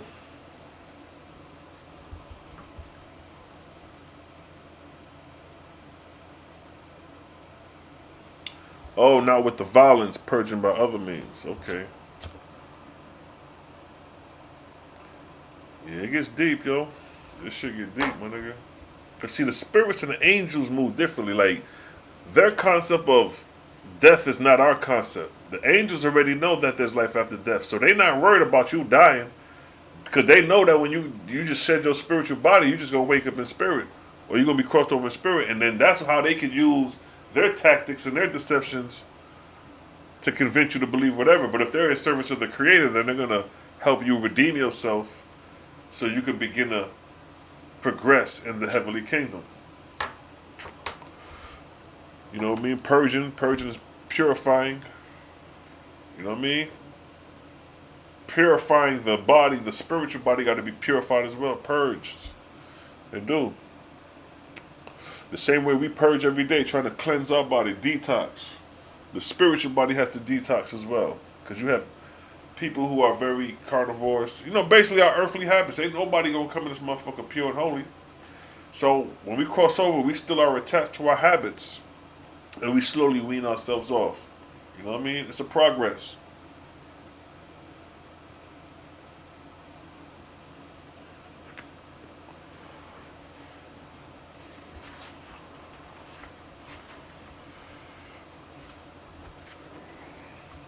You have to give me chapter and verse because each Owaspi different. The pages is different. But yeah, though. It's the vibes. You know how we do. You know what I mean? I'm vibing with the people, yo. Let's take a trip, you know what I mean? Let's vibe out into the cosmos for a second, because the cosmos, the etherian realm, is where we headed. They tell you anything different, they lie to you. We headed to the creation of Creator. Let's get it, family. You see it.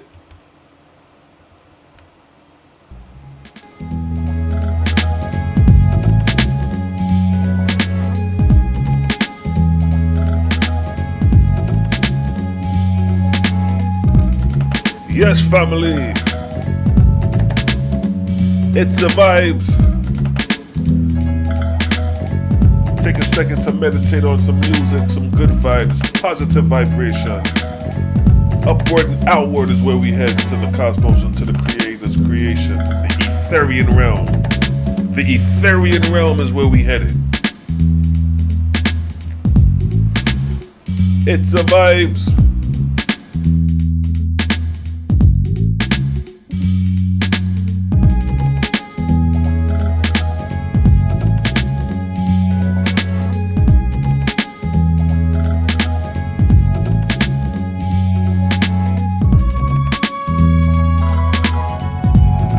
Bring a higher verse, Jehovah, any day, chapter and verse. From the Owaspi, I represent Jehovah's chapter and verses. You could use a higher from the Bible, chapter and verse, and we'll see how smooth the shard